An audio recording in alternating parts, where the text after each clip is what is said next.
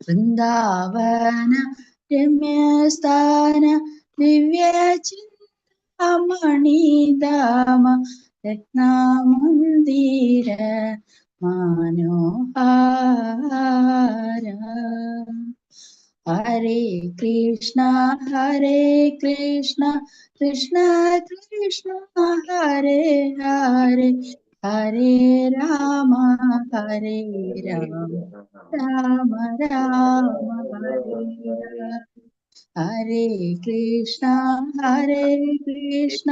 കൃഷ്ണ കൃഷ്ണ ഹരേ ഹരേ, Hare Rama Rama Rama. Yes Prabhupada की जय. हरे कृष्णा. हरे कृष्ण माताजी. हरि हरि बोल. ഹരേ കൃഷ്ണ. മാതാജി തുടങ്ങിയാലോ? ഹരേ കൃഷ്ണ. തുടങ്ങാം മാതാജി. ഹരേ കൃഷ്ണ. Thank you Leena Mataji. മാതാജി കൃഷ്ണ. നന്നായിട്ട്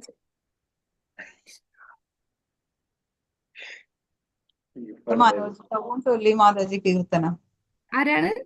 മനോജ് പ്രഭു. മനോജ് പ്രഭു ചൊല്ലിയല്ലേ? അതെ. കേൾക്കാൻ പറ്റിയില്ല. ഓക്കെ. ഹരേ കൃഷ്ണ. നന്നായിട്ട് ചൊല്ലി മാതാജി. സൂപ്പറായിരുന്നു. അത് ശരി. ഹരേ കൃഷ്ണ മാതാജി. ഹരേ കൃഷ്ണ. എല്ലാവർക്കും ദണ്ഡവത്തന. ഹരേ കൃഷ്ണ. ഓം നമോ ഭഗവതേ വാസുദേവായ. ഓം അജ്ഞാനതിമിരാന്ധസ്യ ജ്ഞാനാഞ്ജനാശലാകയാ ചക്ഷുരുന്മീലിതം യേന തസ്മൈ ശ്രീഗുരുവേ നമഃ. ശ്രീചൈതന്യമനോഭീഷ്ടം സ്ഥാപിതം യേന ഭൂതലേ സ്വയം രൂപാ ഗദാ മഹ്യം ദദാതി സ്വപദാന്തികം. വന്ദേഹം ശ്രീഗുരു ശ്രീയുതപദകമലം ശ്രീഗുരും വൈഷ്ണവാംശ. ശ്രീരൂപം സാഗരജാതം സഹഗണ രഘുനാഥാനിധം തം സജീവം സാദ്വൈതം സാവധൂതം പരിജനസഹിതം കൃഷ്ണ ചൈതന്യദേവം ശ്രീരാധാകൃഷ്ണപാദാൻ സഹഗണ ലളിതാ ശ്രീവിശാഖാന്വിതാംശ. ഹേ കൃഷ്ണ കരുണാ സിന്ധു ദീനബന്ധോ ജഗത്പദേ ഗോപേശ ഗോപികാ കാന്ത രാധാകാന്ത നമോസ്തുതേ. തപ്ത കാഞ്ചന ഗൗരാംഗി ശ്രീരാധേ വൃന്ദാവനേശ്വരി വൃഷഭാനുസുതേ ദേവി പ്രണമാമി ഹരിപ്രിയേ. വാഞ്ചാകൽപതരുഭ്യശ്ച കൃപാ സിന്ധുഭ്യേവ ച പതിതാനാം പാവനേഭ്യോ വൈഷ്ണവേഭ്യോ നമോ നമഃ. നമോ വിഷ്ണുപാദായ കൃഷ്ണപ്രേഷ്ഠായ ഭൂതലേ ശ്രീമതേ ഭക്തിവേദാന്ത സ്വാമിനിതി നാമിനെ. നമസ്തേ സരസ്വതേ ദേവേ ഗൗരവാണി പ്രചാരിണേ നിർവിശേഷ ശൂന്യവാദി പാശ്ചാത്യ ദേശതാരിണേ. ജയ ശ്രീകൃഷ്ണ ചൈതന്യ പ്രഭു നിത്യാനന്ദ ശ്രീ അദ്വൈത ഗദാധര ശ്രീവാസാദി ഗൗര ഭക്തവൃന്ദ. ഹരേ കൃഷ്ണ കൃഷ്ണ കൃഷ്ണ ഹരേ ഹരേ, ഹരേ രാമ രാമ രാമ ഹരേ ഹരേ. ഹരേ കൃഷ്ണ കൃഷ്ണ കൃഷ്ണ ഹരേ ഹരേ, ഹരേ രാമ രാമ രാമ ഹരേ ഹരേ. ഹരേ കൃഷ്ണ കൃഷ്ണ കൃഷ്ണ ഹരേ ഹരേ, ഹരേ രാമ രാമ ഹരേ ഹരേ. ഹരേ കൃഷ്ണ മാതാജി. മാതാജി നമ്മുടെ ഇതില് ഒരു സുലോചന എന്ന് പറഞ്ഞ മാതാജി വന്നിട്ടുണ്ട്.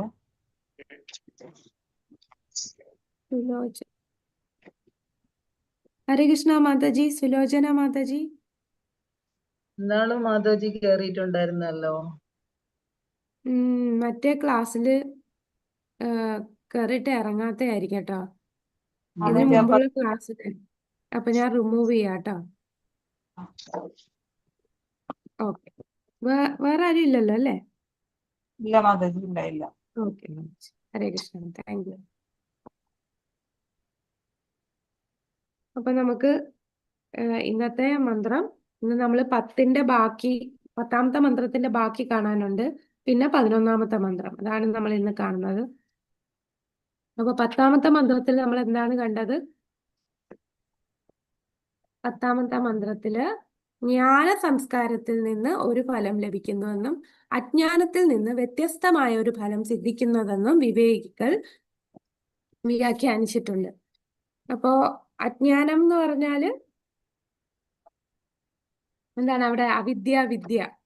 ഇവിടെ ജ്ഞാന സംസ്കാരം, വിദ്യ എന്ന് പറഞ്ഞാൽ കൃഷ്ണാബോധപരമായിട്ടുള്ള ജ്ഞാനം. ഇനി അവിദ്യ എന്ന് പറയുന്നത് എന്താണ്? പറഞ്ഞോളൂ. ഇന്നലെ നമ്മളത് നോട്ട് ചെയ്ത് വെച്ചല്ലേ?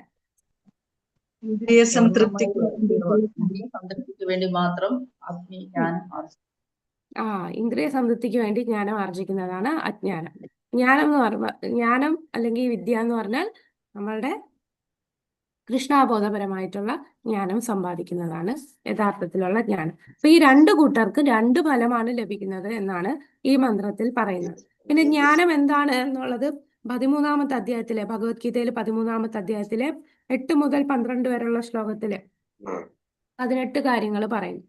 അതെല്ലാം ജ്ഞാനം. അതിന് ഉപരിയായിട്ടുള്ള, അതല്ലാത്തത് എന്തൊക്കെയാണോ അതെല്ലാം അജ്ഞാനമാണെന്ന് നമ്മൾ കണ്ടു.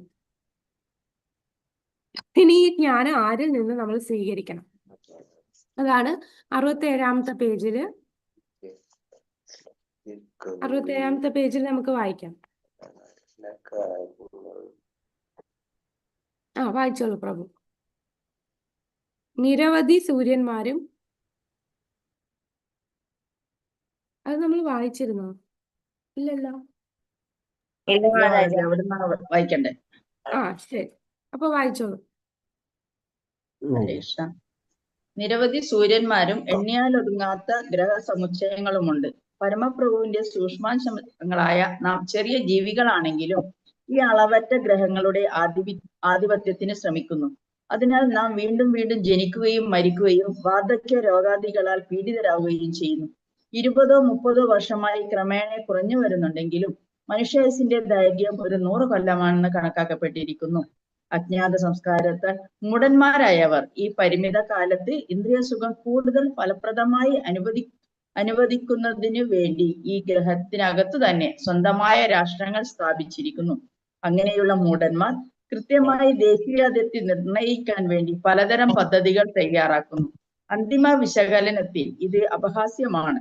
ഈ ലക്ഷ്യം നിമിത്തം ഓരോ രാഷ്ട്രവും മറ്റു രാഷ്ട്രങ്ങൾക്ക് ഉത്കണ്ഠയുടെ ഉറവിടമായി മാറിയിരിക്കുന്നു. രാഷ്ട്രത്തിന്റെ 50%-ത്തിലധികം ശക്തിയും രാജ്യസുരക്ഷാ നടപടികൾക്ക് വേണ്ടി നീക്കിവെക്കപ്പെടുകയും അങ്ങനെ പാഴാകുകയും ചെയ്യുന്നു. ജ്ഞാനം പരിപോഷിപ്പിക്കാൻ ആരും ശ്രദ്ധ വെക്കുന്നില്ല. എന്നിട്ട് പോലും ജനത ഭൗതികവും ആത്മീയവുമായ ജ്ഞാനത്തിൽ പുരോഗതി കൈവരിച്ചതായി അഭിമാനിക്കുന്നു. ഹരേ കൃഷ്ണ. ഹരേ കൃഷ്ണ. അപ്പൊ ഈ ഭൗതികമായിട്ടുള്ള കാര്യങ്ങൾ കൂടുതൽ സമ്പാദിക്കുന്നത് അവര് മനസ്സിലാക്കുന്നില്ലല്ലേ? അപ്പൊ ഇവിടെ പറയുന്നു, ഓരോ രാഷ്ട്രവും മറ്റ് രാഷ്ട്രങ്ങൾക്ക് ഉത്കണ്ഠയുടെ ഉറവിടമായി മാറിക്കൊണ്ടിരിക്കുന്നു. രാഷ്ട്രത്തിന്റെ 50%-ത്തിലധികം അല്ലെ, നമ്മളുടെ സമ്പത്തിന്റെ കുറെ ഭാഗങ്ങൾ ഡിഫൻസിന് വേണ്ടി മാറ്റിവെക്കും. രാജ്യസുരക്ഷാ നടപടിക്ക് വേണ്ടി നീക്കപ്പെടുന്നു. അങ്ങനെ കുറെ സമ്പത്ത് അങ്ങനെ അങ്ങ് നമുക്ക് പാഴാവുകയാണ്. എല്ലാവരും നല്ല സൗഹൃദത്തോടെ അല്ലെ, എല്ലാ ലോകത്തുള്ള എല്ലാവരും കൃഷ്ണാബോധപരമായിട്ട് പോവുകയാണെന്നുണ്ടെങ്കിൽ ഇതിന്റെ ആവശ്യമുണ്ടോ? ഈ സുരക്ഷാ നടപടിയുടെ ഒന്നും ആവശ്യം വരുന്നില്ല. എന്നിട്ട് ഇവര് അതുകൊണ്ട് യഥാർത്ഥ ജ്ഞാനം ഇവര് സമ്പാദിക്കുന്നില്ല, അതിൽ അവർ ശ്രദ്ധ ചെലുത്തുന്നില്ല. എല്ലാവരുടെയും ശ്രദ്ധ ഇതുപോലത്തുള്ള കാര്യങ്ങളിലേക്ക് മാറിക്കൊണ്ടിരിക്കുകയാണ്. എന്നിട്ട് അവർ ആ ഒരു കാര്യങ്ങളിലോ അങ്ങനെയുള്ള ഓരോ കാര്യങ്ങളിലും അഭിമാനിക്കുകയും തങ്ങൾ കുറെ ജ്ഞാനിയാണെന്ന് ചിന്തിച്ച് അഭിമാനിക്കുകയാണ്. അവർ മനസ്സിലാക്കുന്നില്ല യഥാർത്ഥ ജ്ഞാനം എന്താണെന്ന്. ഇനി നമ്മൾ അടുത്ത പാരഗ്രാഫിൽ കാണാൻ പോകുന്നത് ഈ യഥാർത്ഥ ജ്ഞാനം അത് എവിടുന്നേ നമുക്ക് കിട്ടൂ? ഒരു ധീരനിൽ നിന്നാണ് നമുക്ക് കിട്ടുക. അപ്പൊ ഒരു ധീരൻ എന്ന് പറഞ്ഞാൽ ഭൗതികമായിട്ടുള്ള ഈ ഒന്നിലും അദ്ദേഹം അസ്വസ്ഥനാകില്ല. മായാശക്തിയിൽ അസ്വസ്ഥനാകാത്ത വ്യക്തിയാണ് ധീരൻ. ആത്മസാക്ഷാത്കാരം ലഭിച്ച വ്യക്തിയായിരിക്കും ധീരൻ. അദ്ദേഹത്തിന് ഒന്നിനോടും ആസക്തിയില്ല. എനിക്കത് വേണം, എനിക്കിത് വേണ്ട, അങ്ങനെയൊന്നും അദ്ദേഹത്തിനില്ല. അദ്ദേഹത്തിന് അറിയാം തൻ്റെ ശരീരം എങ്ങനെയാണ് മാക്സിമം ഉപയോഗിക്കേണ്ടത്. തൻ്റെ ശരീരം ഭഗവാന്റെ സേവനത്തിനാണ് എന്ന് മനസ്സിലാക്കി എല്ലാ കാര്യങ്ങളും, ആ യുക്തവൈരാഗ്യം എല്ലാം ഭഗവത് സേവനത്തിന് വേണ്ടി ഉപയോഗിക്കുന്നു. കൂടാതെ അദ്ദേഹം നല്ലൊരു ശ്രോതാവാണ്. ആരാണ് എവിടെ നിന്നായിരിക്കും അദ്ദേഹം ശ്രവിക്കുക? നല്ല ശ്രോതാവ് എന്ന് പറഞ്ഞാൽ ആരെന്ത് പറഞ്ഞാലും ശ്രവിക്കുകയല്ല. അദ്ദേഹത്തിന്റെ ഗുരുവിൽ നിന്ന് അല്ലെ, ഒരു ധീരനായിട്ടുള്ള വ്യക്തി ആ ഒരു ഗുരുശിഷ്യ പരമ്പരയിലൂടെ വരുന്നതായിരിക്കും. തന്റെ ഗുരുവിൽ നിന്നും ഭഗവാൻ പറയുന്നതും എല്ലാം ശ്രദ്ധയോടെ ശ്രവിച്ച് അത് ജീവിതത്തിൽ പ്രാവർത്തികമാക്കി യമനിയമങ്ങളൊക്കെ പാലിച്ച് ജീവിതം മുന്നോട്ട് കൊണ്ടുപോയി മറ്റുള്ളവർക്കും ഈ ഒരു ജ്ഞാനം പകർന്നു കൊടുക്കുന്ന ഒരു വ്യക്തിയായിരിക്കും ധീരൻ എന്ന് പറയുന്നത്. അപ്പൊ അടുത്ത പാരഗ്രാഫിൽ നമുക്ക് കാണാം ധീരന്റെ പ്രത്യേകതകളാണ് പറയുന്നത്. അപ്പൊ അതൊന്ന് വായിക്കാമോ? ഇത്തരം തെറ്റായ വിദ്യാഭ്യാസത്തെ പറ്റി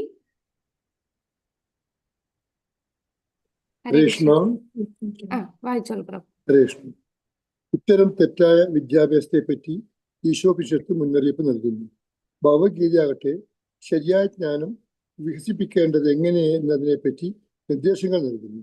ഈ മന്ത്രത്തിൽ ഒരു ധീരനിൽ നിന്ന് വേണം വിദ്യ അല്ലെങ്കിൽ ജ്ഞാനം നേടാമെന്ന് സൂചിപ്പിക്കുന്നു. മായാശക്തിയിൽ അസ്വസ്ഥനാകാത്ത ഒരു വ്യക്തിയാണ് ധീരൻ. പൂർണ്ണമായ ആത്മീയജ്ഞാനം നേടാത്തവരും ധീരരല്ല. ധീരൻ ഒന്നിനും വേണ്ടിയും ആശിക്കുകയോ വിലപിക്കുകയോ ചെയ്യുന്നില്ല.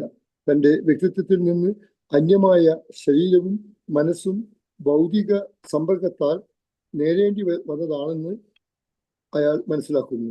അതുകൊണ്ട് അയാൾ ഈ മോശമായ ഇടപാടിനെ പരമാവധി ഉപയോഗിക്കപ്പെടുത്തുകയും ചെയ്യുന്നു. ഹരേ കൃഷ്ണ.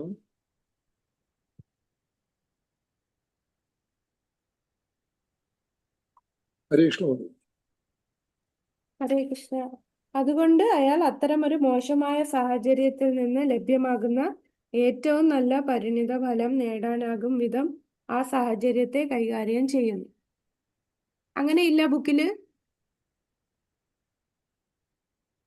അപ്പൊ അത് പുതിയ മോശമായ ഇടപാടിന് പരമാവധി ഉപയോഗിക്കുകയും ചെയ്യുന്നു. പിന്നെ അടുത്ത പാരഗ്രാഫാണ് മാതാജി ഭൗതിക ശരീരവും മനസ്സും അങ്ങനെയാണ്.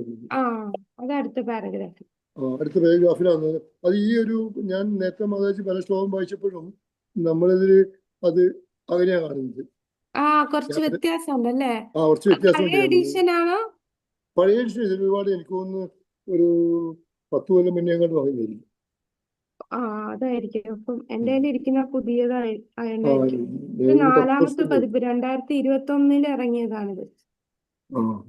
അതായിരിക്കും കുറച്ച് അവര് കറക്ഷൻ അത് ഞാൻ കണ്ടപ്പോ അത് പറയായിട്ടാണ്. ഇത് 1ാം പതിപ്പാണ് മാതാജി. 1986 കാണുന്നത്. 86 2016 വരെ അല്ലേ?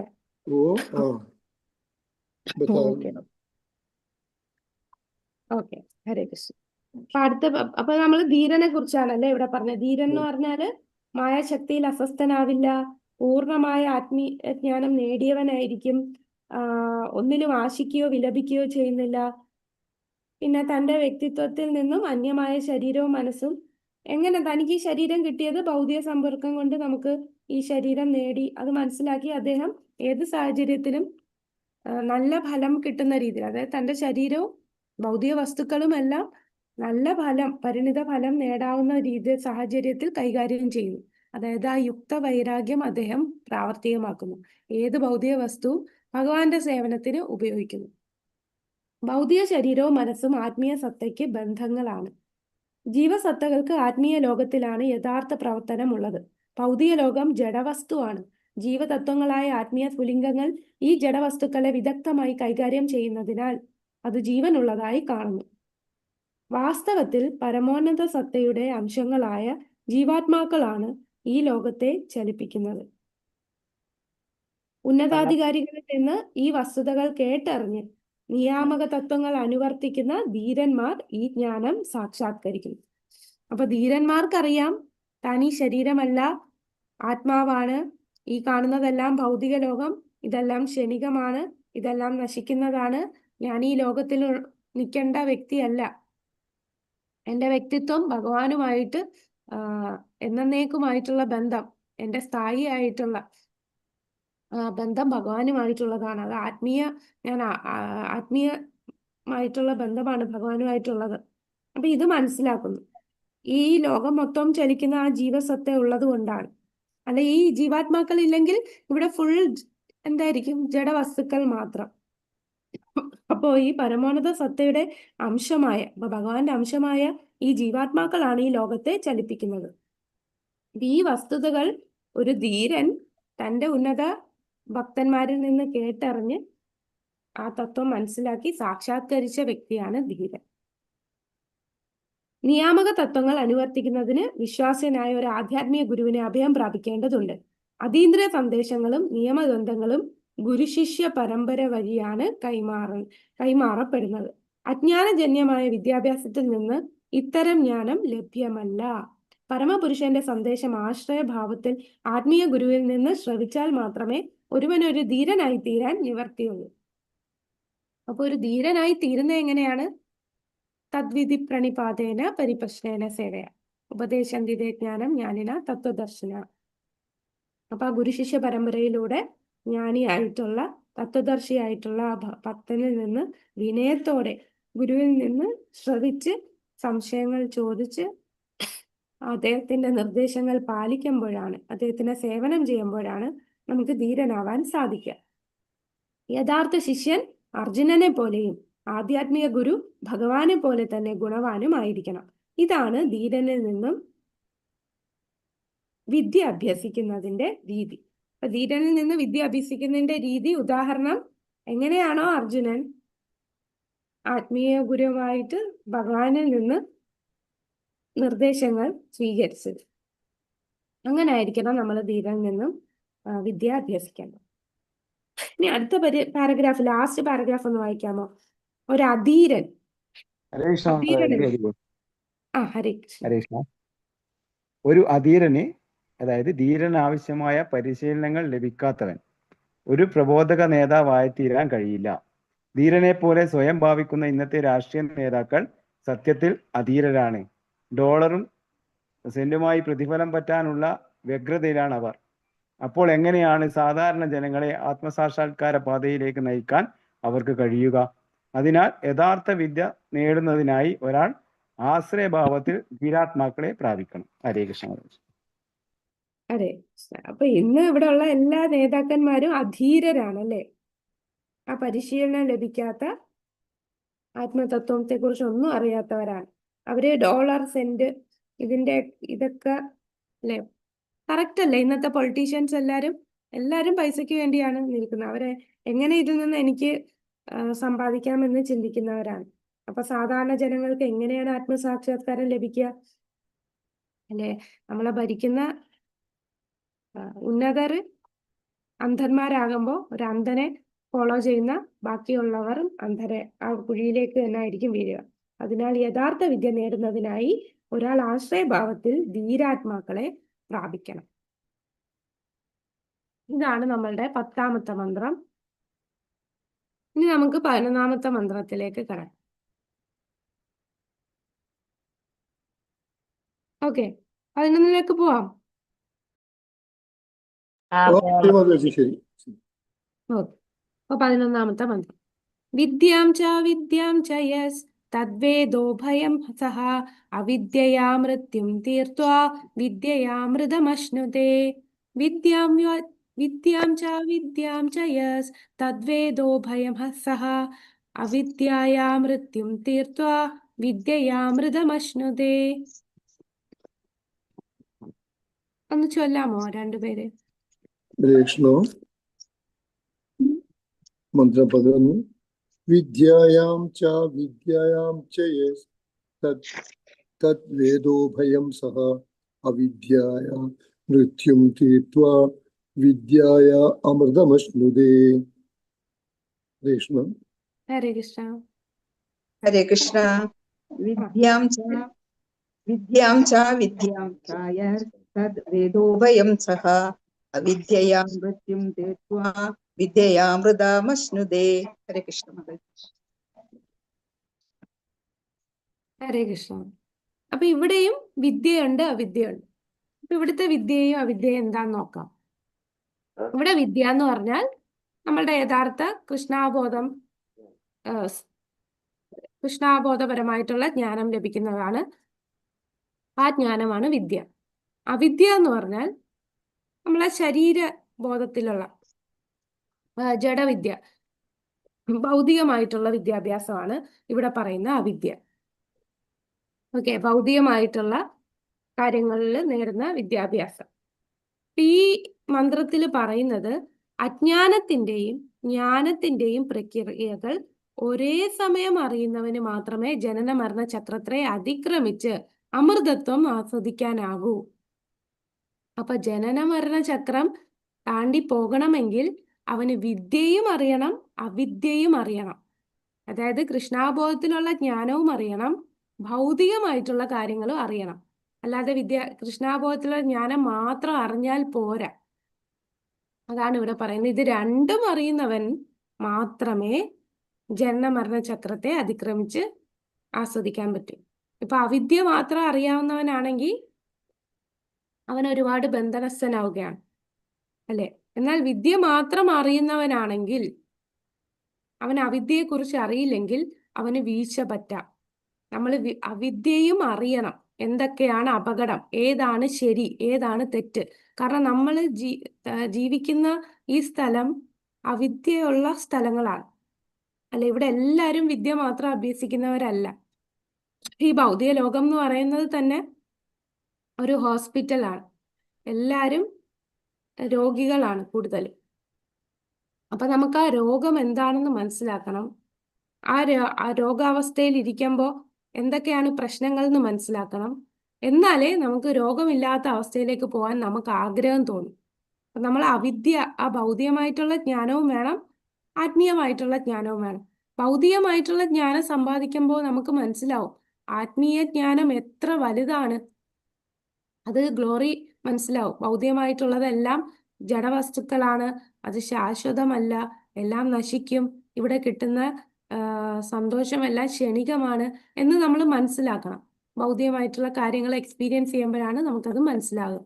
അതുകൊണ്ട് അതും വേണം, ഇതും വേണം. ഒരു ട്രെയിൻ പോകുമ്പോൾ രണ്ട് പാളത്തിലൂടെ ഒരു ട്രെയിൻ പോകുന്നു. അതേപോലെ നമുക്ക് ഭൗതിക കാര്യങ്ങളിലും ജ്ഞാനം വേണം, ആത്മീയ കാര്യങ്ങളിലും ജ്ഞാനം വേണം. ഇത് രണ്ടുകൂടെ ബാലൻസ് ചെയ്യുമ്പോഴാണ് ശരിക്കും സ്മൂത്ത് ആയിട്ട് നമുക്ക് ഈ ജനന മരണ ചക്രത്തില് കരകയറാൻ പറ്റത്തുള്ളൂ. അപ്പൊ ഒരു ലൈഫ് എന്ന് പറഞ്ഞ ഒരു ബാലൻസ് ആണ്, അല്ലേ? അപ്പൊ നമുക്ക് രണ്ട് ധർമ്മമുണ്ട്. സ്വധർമ്മമുണ്ട്, നിത്യധർമ്മമുണ്ട്. സ്വധർമ്മം എന്ന് പറഞ്ഞാൽ എന്താണ്?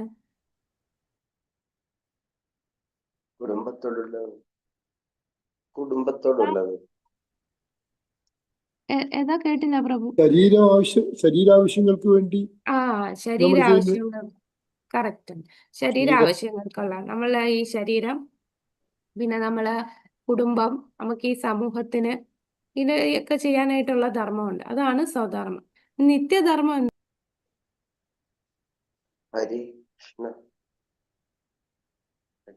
ആത്മീയമായി ചെയ്യുന്ന ധർമ്മം, സാധനം അല്ലേ? നിത്യധർമ്മം എന്ന് പറയുമ്പോൾ നമ്മള് ആത്മീയമായിട്ട് ചെയ്യേണ്ട കാര്യങ്ങൾ, അല്ലെ? നമ്മൾ ആത്മാവിനെ ഭഗവാനുമായിട്ട് ഉള്ള ബന്ധം പുനഃസ്ഥാപിക്കാൻ ശ്രമിക്കുന്ന ധർമ്മമാണ്. കാരണം അതാണ് നിത്യം, അത് മാത്രമേ ഉള്ളൂ പെർമനന്റ്. ബാക്കി ഈ സ്വധർമ്മം എന്ന് പറയുന്നത് നമുക്ക് മാറിക്കോ. ഓരോ ശരീരം എടുക്കുമ്പോൾ സ്വധർമ്മം മാറും, അല്ലെ? നമ്മളിപ്പോ ഇപ്പൊ ഉള്ള ചിലപ്പോൾ നമ്മൾ ഗൃഹസ്ഥാശ്രമിയായിരിക്കും, അടുത്ത ജന്മം ചിലപ്പോ ബ്രഹ്മചാരിയായിരിക്കും. അപ്പൊ ഓരോ ജന്മത്തിലും ഒരു ജന്മം നമ്മൾ രാജാവായിട്ടായിരിക്കും നിൽക്കുന്നത്. അപ്പൊ രാജാവിന്റെ ധർമ്മമുണ്ട്, തന്റെ പ്രജകൾക്ക് വേണ്ടി ചെയ്യേണ്ട ധർമ്മം. പല ഡ്യൂട്ടീസ് ഉണ്ട് ഈ ശരീരത്തിൽ, നമ്മൾ ചെയ്യേണ്ട കുറെ ഡ്യൂട്ടികളുണ്ട്. അതാണ് സ്വധർമ്മം. നിത്യധർമ്മം എന്ന് പറഞ്ഞാൽ ആത്മാവിന്റെ ധർമ്മം. ഒരു ആത്മാവിന്റെ ധർമ്മം എന്താണ്? ആത്മാവിന് ഭഗവാനുമായിട്ട് ബന്ധപ്പെടുക എന്നുള്ളതാണ്, അല്ലെ? ആ ആനന്ദം, സച്ചിദാനന്ദമായിട്ടുള്ള ആത്മാവിനെ തിരിച്ച് ഭഗവാന്റെ അടുത്ത് പോയി ഭഗവത് സേവനയിൽ മുഴുകുക. ആ സേവയാണ് ആത്മാവിന് ചെയ്യേണ്ട ധർമ്മം. അത് നിത്യധർമ്മം. അപ്പൊ ഇത് രണ്ടും നമ്മൾ ബാലൻസ് ചെയ്ത് പോണം. ഞാൻ നിത്യധർമ്മം മാത്രമേ ചെയ്യുമെന്ന് കരുതരുത്, അല്ലെ? ഒരുപാട് എക്സാമ്പിൾസ് നമുക്ക് ഗോസ്വാമിമാര് ഒരു എക്സാമ്പിൾ ആണ്. എത്ര മഹാജന്മാര് ശ്രീമദ് ഭാഗവതത്തില് പരീക്ഷിത് മഹാരാജാവ്, അംബരീഷ് മഹാരാജാവ്, ഇങ്ങനെയുള്ള ഉയർന്ന ഭക്തർ, അവര് രാജാവ് എന്ന നിലയിലുള്ള കടമയും ചെയ്യും, അതായത് ഭൗതികമായിട്ടുള്ള കാര്യങ്ങളാണ്, സ്വധർമ്മമാണ്. കൂടാതെ ഭഗവാനുമായിട്ടുള്ള ആ ബന്ധം പുനഃസ്ഥാപിക്കാനായിട്ട് ഭഗവത് ഭക്തിയും ചെയ്യും, കൃഷ്ണാബോധപരമായിട്ടുള്ള കാര്യങ്ങളും ചെയ്യുന്നുണ്ട്. അപ്പൊ ഈ രണ്ടും ബാലൻസ് ചെയ്തു പോയാലേ നമുക്ക് ഭഗവാന്റെ അടുത്ത് എത്താൻ സാധിക്കും, അല്ലെ? അപ്പൊ ജനന മരണ ചക്രത്തിൽ നിന്ന് മുക്തി നേടാൻ സാധിക്കുകയുള്ളൂ. കൂടാതെ ഭഗവാൻ അർജുനനോട് പറഞ്ഞത് എന്താണ്? നീ നിന്റെ കടമ ചെയ്യൂന്നാണ്. മാ മനുസ്മര യുദ്ധച്ചേ, നീ യുദ്ധവും ചെയ്യണം, എന്നെ സ്മരിക്കുകയും ചെയ്യണം. അപ്പൊ ഇത് രണ്ടും ബാലൻസ് ചെയ്ത് പോണം. അതാണ് ഈ മന്ത്രത്തിൽ പറയുന്നത്. അപ്പൊ നമുക്ക് ആദ്യത്തെ പാരഗ്രാഫ് ഒന്ന് വായിക്കാം. ഭാവാർത്ഥത്തിലെ ആദ്യത്തെ പാരഗ്രാഫ്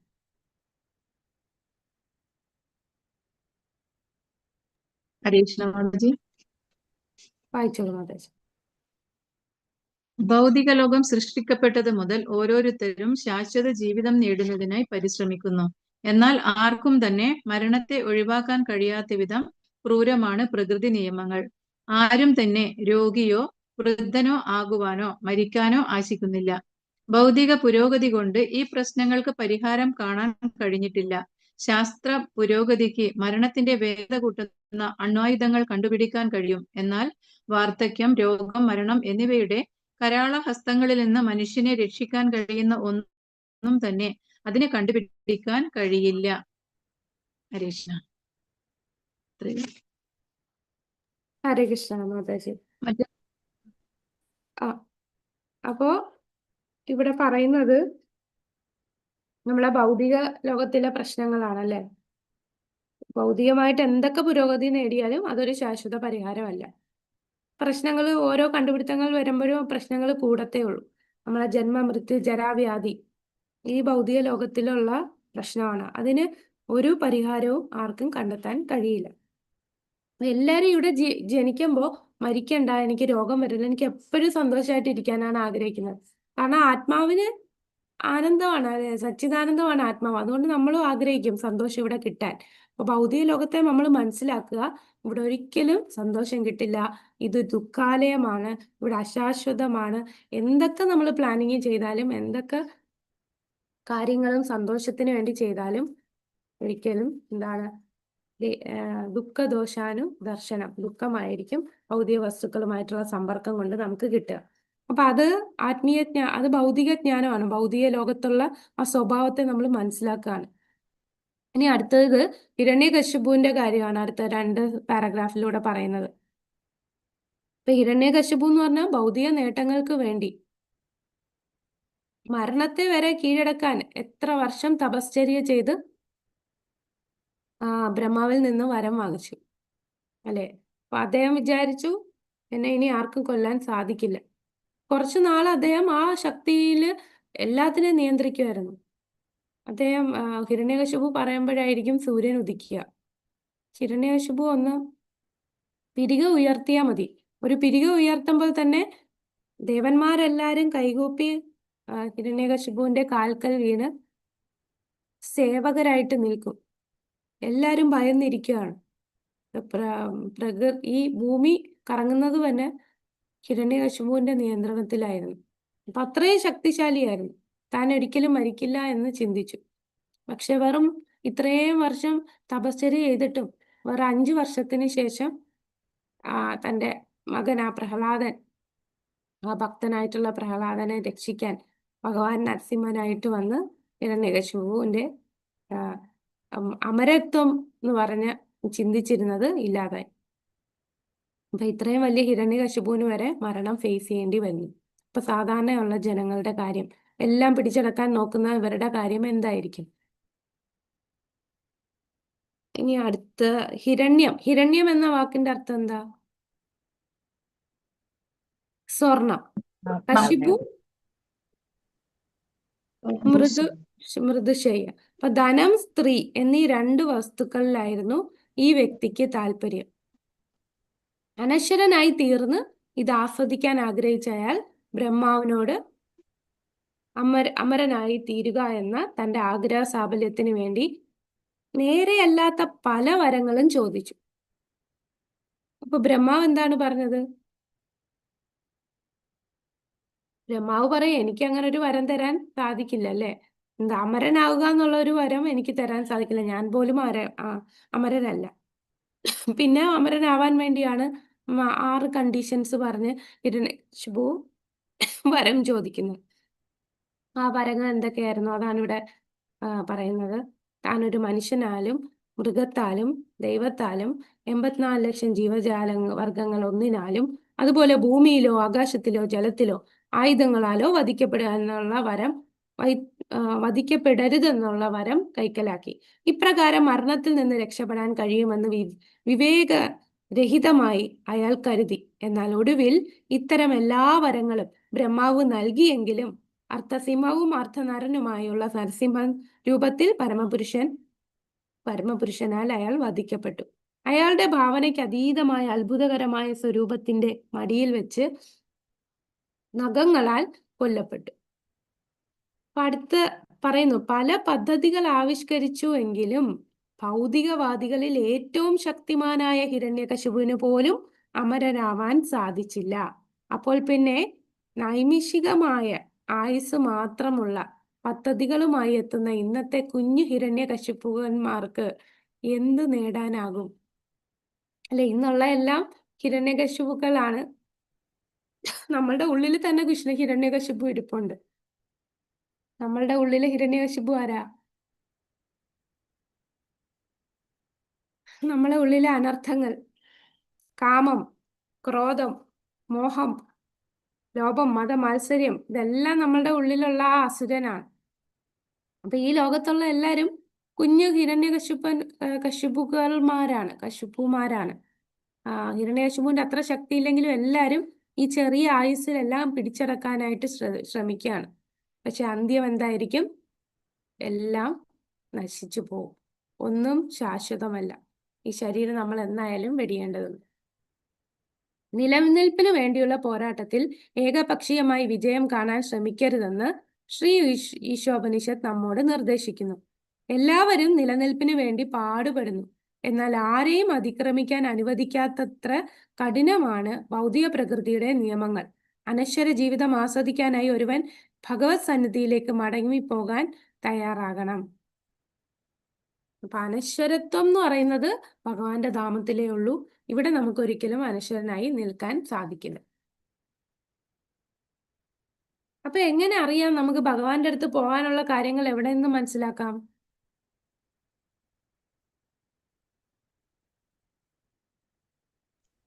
ശാസ്ത്രങ്ങളിൽ നിന്നും ഗുരുവിൽ കൂടിയും. ശാസ്ത്രങ്ങളിൽ നിന്നും ഗുരുവിൽ നിന്നേ നമുക്ക് മനസ്സിലാക്കാൻ സാധിക്കും. അടുത്ത പാരഗ്രാഫ് ഒന്ന് വായിക്കാമോ? 71ാമത്തെ പേജ് വായിച്ചോ. നിലനിൽപ്പിന് വേണ്ടിയുള്ള ഭഗവത് സന്നിധിയിലേക്ക് ആണല്ലേ മാതാജി? അതെ അതെ, ഭഗവത് സന്നിധി. ഭഗവത് സന്നിധിയിലേക്ക് തിരിച്ചു പോകുവാനുള്ള പ്രക്രിയ ജ്ഞാനത്തിന്റെ ഒരു ഭിന്നമായ ശാഖയാണ്. അത് ഉപനിഷത്തുക്കൾ, വേദാന്ത സൂത്രം, ഭഗവത്ഗീത, ശ്രീമദ് ഭാഗവതം തുടങ്ങിയ വൈദിക ശാസ്ത്രങ്ങളിൽ നിന്നും പഠിക്കേണ്ടതുണ്ട്. ഈ ജീവിതത്തിൽ സന്തുഷ്ടനായി തീരാനും ഈ ഭൗതിക ശരീരം ഉപേക്ഷിച്ചതിനു ശേഷം ശാശ്വതമായ ആനന്ദം നിറഞ്ഞ ജീവിതം കൈവരിക്കുവാനും ഒരുവൻ ഈ പരിപാവന സാഹിത്യങ്ങൾ പഠിച്ച് അതീന്ദ്രിയ ജ്ഞാനം നേടേണ്ടതാണ്. ബദ്ധാത്മാക്കൾ ഈശ്വരനുമായുള്ള തന്റെ ശാശ്വത ബന്ധം വിസ്മരിക്കുകയും തെറ്റിദ്ധാരണയാൽ താൽക്കാലികമായ തന്റെ ജന്മനാടിനെ സർവസ്വമായി സ്വീകരിച്ചിരിക്കുകയും ചെയ്യുന്നു. തന്റെ ദേഹം ഈ ഭൗതിക ലോകത്തിലല്ല എന്ന വസ്തുത ഓർമ്മിപ്പിക്കുന്നതിനായി ഇന്ത്യയിൽ മേൽപ്പറഞ്ഞ ശാസ്ത്രങ്ങളും മറ്റു രാജ്യങ്ങളിൽ മറ്റ് ശാസ്ത്രങ്ങളും ഭഗവാൻ ദയാവായ്പോടെ നൽകിയിരിക്കുന്നു. ജീവസത്ത ആത്മീയ സത്തയാണ്. മാത്രമല്ല തന്റെ ആത്മീയ ഗേഹത്തിലെത്തിയാൽ മാത്രമേ അയാൾക്ക് സന്തുഷ്ടനാവാൻ കഴിയൂ. ഹരേ കൃഷ്ണ മാതാജി. ഹരേ കൃഷ്ണ. അപ്പൊ ജീവസത്ത ആത്മീയ സത്തയാണ്. ആത്മീയ സത്ത ആത്മീയ ഗ്രഹത്തിൽ പോയാലേ സന്തുഷ്ടനാവാൻ കഴിയൂ. ഇവിടെ നമുക്ക് സന്തുഷ്ടി ലഭിക്കില്ല. അപ്പൊ നമുക്ക് എറ്റേണൽ മരണമില്ലാത്ത അവസ്ഥയിൽ എത്താനായിട്ട് എന്താണ്? നമ്മള് ഭക്തിയുത സേവനം ചെയ്ത് ഭഗവാനുമായിട്ടുള്ള ബന്ധം സ്ഥാപിച്ച് ഭഗവത് ധാമത്തിലെത്തണം. അപ്പൊ ഒരിക്കല് നാരദ മഹർഷി രാവണന്റെ അടുത്ത് ചെല്ലും. രാവണന്റെ അടുത്ത് ചെന്നിട്ട് സീതാദേവിയെ തിരിച്ചു കൊടുക്കാനായിട്ട് പറയും. ആ ഡിസ്കഷനില് രാവണന് ദേഷ്യം വരും. അപ്പോ രാവണൻ ദേഷ്യം വന്ന് വാളെടുത്ത് നാരദ മഹർഷിയെ വെട്ടാനായിട്ട് പോകും. പക്ഷെ അദ്ദേഹത്തിന്റെ ശരീരത്തൊന്നും കൊള്ളുന്നില്ല. ഈ വാളിങ്ങനെ അങ്ങോട്ടും ഇങ്ങോട്ടും പോകുന്നുണ്ടെങ്കിലും അദ്ദേഹത്തിന്റെ ശരീരത്തിന് മുറിവ് സംഭവിക്കുന്നില്ല. കാരണം നാരദ മഹർഷിയുടെ ആത്മീയമായിട്ടുള്ള ശരീരമാണ്. അപ്പൊ ആ ഭൗതിക ശരീരത്തിലെ വാളുകൊണ്ടൊക്കെ മുറിവേൽക്കുകയുള്ളൂ അല്ലേ. ആത്മാവിന് നൈനം ചിന്തന്തി ശസ്ത്രാണി നൈനം ദഹതി പാവക. അപ്പം ആത്മീയമായിട്ട് ശരീരം നാരദ മഹർഷി. അപ്പൊ അത് കണ്ട് രാവണൻ അത്ഭുതപ്പെട്ടു പോകും. ഇതെങ്ങനെയാ സംഭവിച്ചത്? അപ്പൊ ചോദിക്കും, നിനക്കും ഇതുപോലെ ആവാൻ ആഗ്രഹമുണ്ടോ? എനിക്കും ഇതുപോലെ ആകണം. അതായത് ഈ അമരത്വം അല്ലെ, വാളുകൊണ്ട് വെട്ടിയാൽ പോലും മരിക്കില്ല. അതാവണമെങ്കിൽ നീ ഒരേ ഒരു കാര്യം ചെയ്താൽ മതി. വളരെ എളുപ്പമാണ്. എന്തായിരിക്കും പറയാ? സീതാദേവിയെ തിരിച്ച് സീതാദേവിയെ കൊടുക്കുക, കൂടാതെ ഭഗവാന്റെ ഭക്തനാവും അല്ലെ. ശ്രീരാമന്റെ നാമം ജപിക്കുക, ശ്രീരാമനെ ഭക്തി ചെയ്താൽ മതി. അത് കേൾക്കുമ്പോ രാവണന് അത് സമ്മതിക്കും. അപ്പൊ രാവണന് അത് പറ്റത്തില്ല. അപ്പൊ പക്ഷെ അതേ ഉള്ളു വഴി. ഒരേ ഒരു വഴി നമുക്ക് എറ്റേണൽ ആവാനായിട്ട്, അനശ്വരനാകാൻ ഒരേ ഒരു വഴി, അത് കൃഷ്ണാനുഭവത്തിലൂടെ മാത്രമേ ഉള്ളൂ.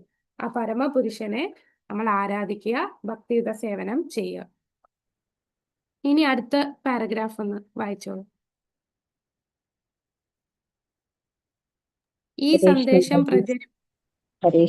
വായിച്ചോളൂ മാതേശ്. ഈ സന്ദേശം പ്രചരിപ്പിക്കുന്നതിനായി പരമപുരുഷൻ തന്റെ സാമ്രാജ്യത്തിൽ ഈ കൃത്യനിർവഹണത്തിന് എത്തുകയും ചെയ്യുന്നു.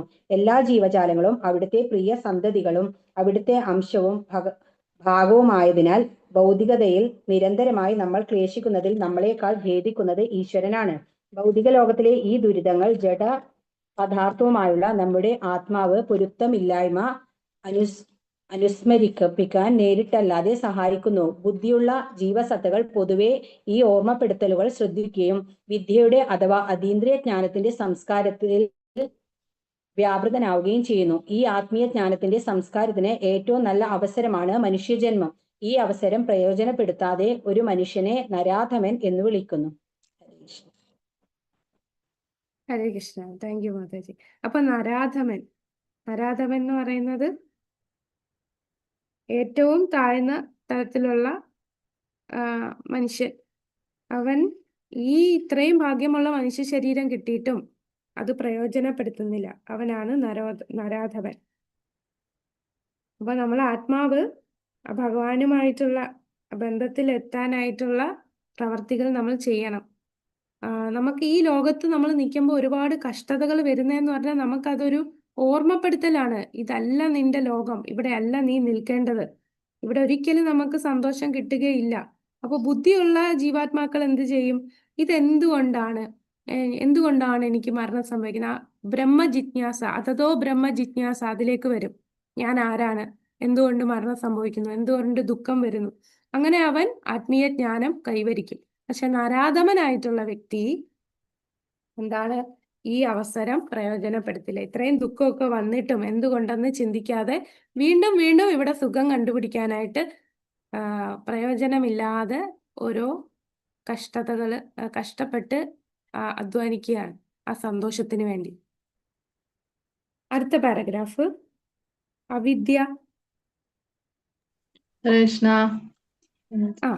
വിദ്യ അഥവാ ഇന്ദ്രിയ സുഖപൂർത്തിക്കായുള്ള ഭൗതിക ജ്ഞാനത്തിന്റെ മുന്നേറ്റമാണ് ജനനമരണ ചക്രത്തിന്റെ മാർഗം. ആത്മീയമായി നിലനിൽക്കുന്ന കാലത്തോളം ജീവസത്തയ്ക്ക് ജനനമരണങ്ങളില്ല. ജനനമരണങ്ങൾ ശരീരമെന്ന ആത്മാവിന്റെ ആവരണത്തിനു മാത്രമാണ്. മരണത്തെ ബാഹ്യമായ ഉടുപ്പുകൾ എടുത്തു മാറ്റുന്നതിനോടും ജനനത്തെ അവ അണിയുന്നതിനോടും ഉപമിക്കാം. അജ്ഞതയുടെ അവിദ്യയുടെ സംസ്കാരത്തിൽ ആഴ്ന്നിരിക്കുന്ന വിഡ്ഢിയായ മനുഷ്യൻ ഈ ക്രൂരമായ സംഭവക്രമം ശ്രദ്ധിക്കുന്നില്ല. പ്രകൃതി നിയമങ്ങളിൽ നിന്നും പാഠം ഉൾക്കൊള്ളാതെ മായാശക്തിയുടെ സൗന്ദര്യത്താൽ വശീകരിക്കപ്പെട്ട് അവർ ഒരേ ദുരിതത്തിൽ തന്നെ വീണ്ടും വീണ്ടും അനുഭവിക്കുന്നു. ഹരേ കൃഷ്ണ. ഹരേ കൃഷ്ണ. അപ്പൊ എന്തുകൊണ്ടാണ്, ആരൊക്കെയാണ് വീണ്ടും വീണ്ടും ജനനമരണത്തിൽ വരുന്നത്? അവിദ്യ സമ്പാദിക്കുന്നവർ ജനനമരണ ചക്രത്തിന്റെ മാർഗം സ്വീകരിക്കുന്നു. എന്നാൽ ആത്മീയമായിട്ടുള്ള പാത സ്വീകരിക്കുന്നവർ അവര് ജനനമരണ ചക്രത്തെ നിർത്തുകയാണ്. അവർക്ക് പിന്നെ ജനന മരണങ്ങളില്ല. ജനനമരണങ്ങൾ ശരീരം എന്ന ആത്മാവിന്റെ ബാഹ്യാവരണത്തിന് മാത്രമാണ്. അല്ലെ, ദേഹിനോസ്മിൻ യഥാ ദേഹേ കൗമാരം യൗവനം ജര തഥാ ദേഹാന്തര പ്രാപ്തിർ ധീരസ്തത്രന മുഖ്യതി. അപ്പൊ ആ ശരീരത്തിന് മാത്രമേ ഉള്ളൂ ജനനമരണം. ആത്മാവ് എന്ത് ചെയ്യും? ഒരു ഉടുപ്പ് മാറ്റുന്ന പോലെ അടുത്ത ഡ്രസ്സ് ഇടുന്ന പോലെ വാസാംസി ജീർണാനി യഥാവിഹായ. അപ്പൊ അതുപോലെ ജീർണിച്ച വസ്ത്രം മാറ്റി പുതിയ ഉടുപ്പിടുന്ന പോലെ അടുത്ത ശരീരം സ്വീകരിക്കുകയാണ്. അവിദ്യയുടെ സംസ്കാരത്തിൽ ആയിരുന്നിരിക്കുന്ന വിഡ്ഢിയായ മനുഷ്യൻ ഇത് ശ്രദ്ധിക്കുന്നില്ല. പ്രകൃതി നിയമത്തിൽ നിന്ന് അവൻ പാഠം മനസ്സിലാക്കുന്നില്ല. മായാശക്തിയിൽ വശംവദനായി വീണ്ടും വീണ്ടും അവൻ ഈ ദുരിതങ്ങൾ അനുഭവിച്ചുകൊണ്ടിരിക്കുകയാണ്. അടുത്ത പാരഗ്രാഫ്. അതിനാൽ ഹരേ കൃഷ്ണ. ഹരേ കൃഷ്ണ. അതിനാൽ വിദ്യയുടെ സംസ്കാരം അഥവാ ആത്മജ്ഞാനം മനുഷ്യന് അത്യന്താപേക്ഷിതമാണ്. ഈ രോഗഗ്രസ്തമായ ഭൗതിക അവസ്ഥയിലുള്ള ഇന്ദ്രിയ ആസ്വാദനം പരമാവധി നിയന്ത്രിക്കേണ്ടതാണ്. ഈ അവസ്ഥയിലുള്ള അനിയന്ത്രിതമായ ഇന്ദ്രിയാസ്വാദനം അജ്ഞതയിലേക്കും മരണത്തിലേക്കും ഉള്ള ബാധയാണ്. ജീവസത്തകൾ ആത്മീയമായ ഇന്ദ്രിയങ്ങൾ ഇല്ലാത്തവരല്ല. ആദിമമായ യഥാർത്ഥ ആത്മീയ രൂപത്തിൽ ജീവസത്തയ്ക്ക് എല്ലാ ഇന്ദ്രിയങ്ങളും ഉണ്ട്. അവ ഇപ്പോൾ ശരീരവും മനസ്സും കൊണ്ട് ആവരണം ചെയ്തു കാണുന്നു. ഭൗതിക ഇന്ദ്രിയങ്ങളുടെ പ്രവർത്തനങ്ങൾ ആത്മീയ ഇന്ദ്രിയങ്ങളുടെ ഒരു തലകീഴായ പ്രതിഫലനമാണ്. രോഗഗ്രസ്തമായ അവസ്ഥയിൽ ആത്മാവ് ഭൗതിക ആവരണത്തോടുകൂടി ഭൗതിക പ്രവർത്തനങ്ങളിൽ വ്യാപരിക്കുന്നു. ഭൗതികതയാകുന്ന രോഗബാധ മാറുമ്പോൾ മാത്രമേ യഥാർത്ഥ ഇന്ദ്രിയാസ്വാദനം സാധ്യമാകൂ. ഭൗതിക മാലിന്യങ്ങൾ ഇല്ലാത്ത നമ്മുടെ പരിശുദ്ധമായ ആത്മീയ രൂപത്തിൽ യഥാർത്ഥ ആനന്ദം സാധ്യമാകും. ഭൗതിക മാലിന്യങ്ങളില്ലാത്ത നമ്മളുടെ പരിശുദ്ധമായ ആത്മീയ രൂപത്തിൽ യഥാർത്ഥ ആനന്ദം സാധ്യമാകും. ഒരു രോഗിക്ക് വീണ്ടും ഇന്ദ്രിയ സുഖം ആസ്വദിക്കണം എങ്കിൽ ആരോഗ്യം വീണ്ടെടുക്കേണ്ടതുണ്ട്. ഇപ്രകാരം മനുഷ്യ ജീവിതത്തിന്റെ ലക്ഷ്യം വികലമായ ഇന്ദ്രിയ ആസ്വാദനം ആകരുത്, മറിച്ച് ആ രോഗം ഭേദമാക്കുക എന്നതാവണം. ഭൗതിക വ്യാധിയുടെ സഞ്ചയം എന്നാൽ ജ്ഞാനം ഇല്ലായ്മയാണ്, അജ്ഞാനമാണ്. മെച്ചപ്പെട്ട ആരോഗ്യം വേണമെങ്കിൽ പനി 105 ഡിഗ്രിയിൽ നിന്ന് 107 ഡിഗ്രി ആകാതെ നോക്കിയാൽ പോരാ. സാധാരണയുള്ള 98.6 ഡിഗ്രിയിലേക്ക് താഴ്ത്തിക്കൊണ്ടുവരേണ്ടതാണ്. മനുഷ്യ ജന്മത്തിന്റെ ലക്ഷ്യം അതായിരിക്കണം. ജ്വരബാധിത അവസ്ഥയുടെ താപനില വീണ്ടും വർദ്ധിപ്പിക്കുന്നതാണ് ആധുനിക നാഗരിക സംസ്കാരം. ഇത് ആണവശക്തിയുടെ പേരിൽ 107 ഡിഗ്രിയിൽ എത്തി നിൽക്കുന്നു. ഇതിനിടെ വിഡ്ഢികളായ രാഷ്ട്രീയക്കാർ ലോകം ഏത് നിമിഷവും നരകത്തിൽ പതിക്കാമെന്ന് വിലപിക്കുന്നു. ഭൗതിക വിജ്ഞാന മുന്നേറ്റത്തിന്റെയും ജീവിതത്തിൽ പരമപ്രധാനമായ ആത്മീയ ജ്ഞാനത്തിന്റെ അവഗണനയുടെയും ഫലം ഇതാണ്. ശ്രീ ഈശോപനിഷത്ത് മരണത്തിലേക്ക് നയിക്കുന്ന പാത പിന്തുടരരുത് എന്ന താക്കീത് ചെയ്യുന്നു. മറിച്ച് മരണത്തിന്റെ കരാള ഹസ്തങ്ങളിൽ നിന്നും പരിപൂർണമായി സ്വതന്ത്രൻ ആകുന്നതിനു വേണ്ടി നാം ആധ്യാത്മിക ജ്ഞാനത്തിന്റെ സംസ്കാരം വികസിപ്പിക്കേണ്ടതാണ് എന്ന് വ്യക്തമാക്കുകയും ചെയ്യുന്നു.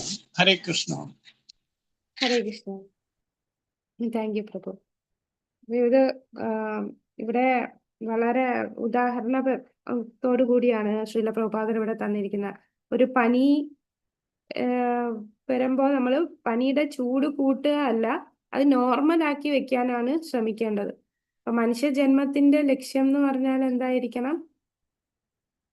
മനുഷ്യ ജന്മത്തിന്റെ ലക്ഷ്യം ഈ ജനന മരണ ചക്രത്തിൽ നിന്ന് രക്ഷ നേടാനാണ് ശ്രമിക്കേണ്ടത്. അപ്പോ ആ താപനില കൂട്ടിയാൽ എന്താണ്? വീണ്ടും നമ്മൾ ആ ജനന മരണ ചക്രത്തിൽ വീഴുന്നു. ഇപ്പൊ ഇവിടെ വിഡ്ഢികളായ രാഷ്ട്രീയക്കാർ ലോകം ഏത് നിമിഷവും നരകത്തിൽ പതിക്കാമെന്ന് വിലപിക്കുന്നു. ഭൗതിക വിജ്ഞാന മുന്നേറ്റത്തിന്റെയും ജീവിതത്തിന്റെ പരമപ്രധാനമായ ആത്മീയ ജ്ഞാനത്തിന്റെ അവഗണനയുടെ ഫലമാണ് ഇത്. അപ്പൊ ഈശോപനിഷത്തില് പറയുന്നുണ്ട്, മരണത്തിലേക്ക് പോകുന്ന പാത ഏതാണ് എന്ന് പറഞ്ഞു തന്നിട്ടുണ്ട്. അത് പിന്തുടരുത്. നമ്മൾ ഏതാണ് പിന്തുടരേണ്ടത്? മരണമില്ലാത്ത അവസ്ഥ, മരണത്തിൽ നിന്ന് ആ സ്വാതന്ത്ര്യം നേടുന്ന ആ അവസ്ഥയിലേക്ക് നമുക്ക് പോകണം. അതിന് ആത്മീയ ജ്ഞാനം വികസിപ്പിക്കണം. അതാണ് ഓരോരുത്തരും ചെയ്യേണ്ടത്. അപ്പം കൃഷ്ണാവബോധം നമ്മൾ വളർത്തിയെടുക്കണം.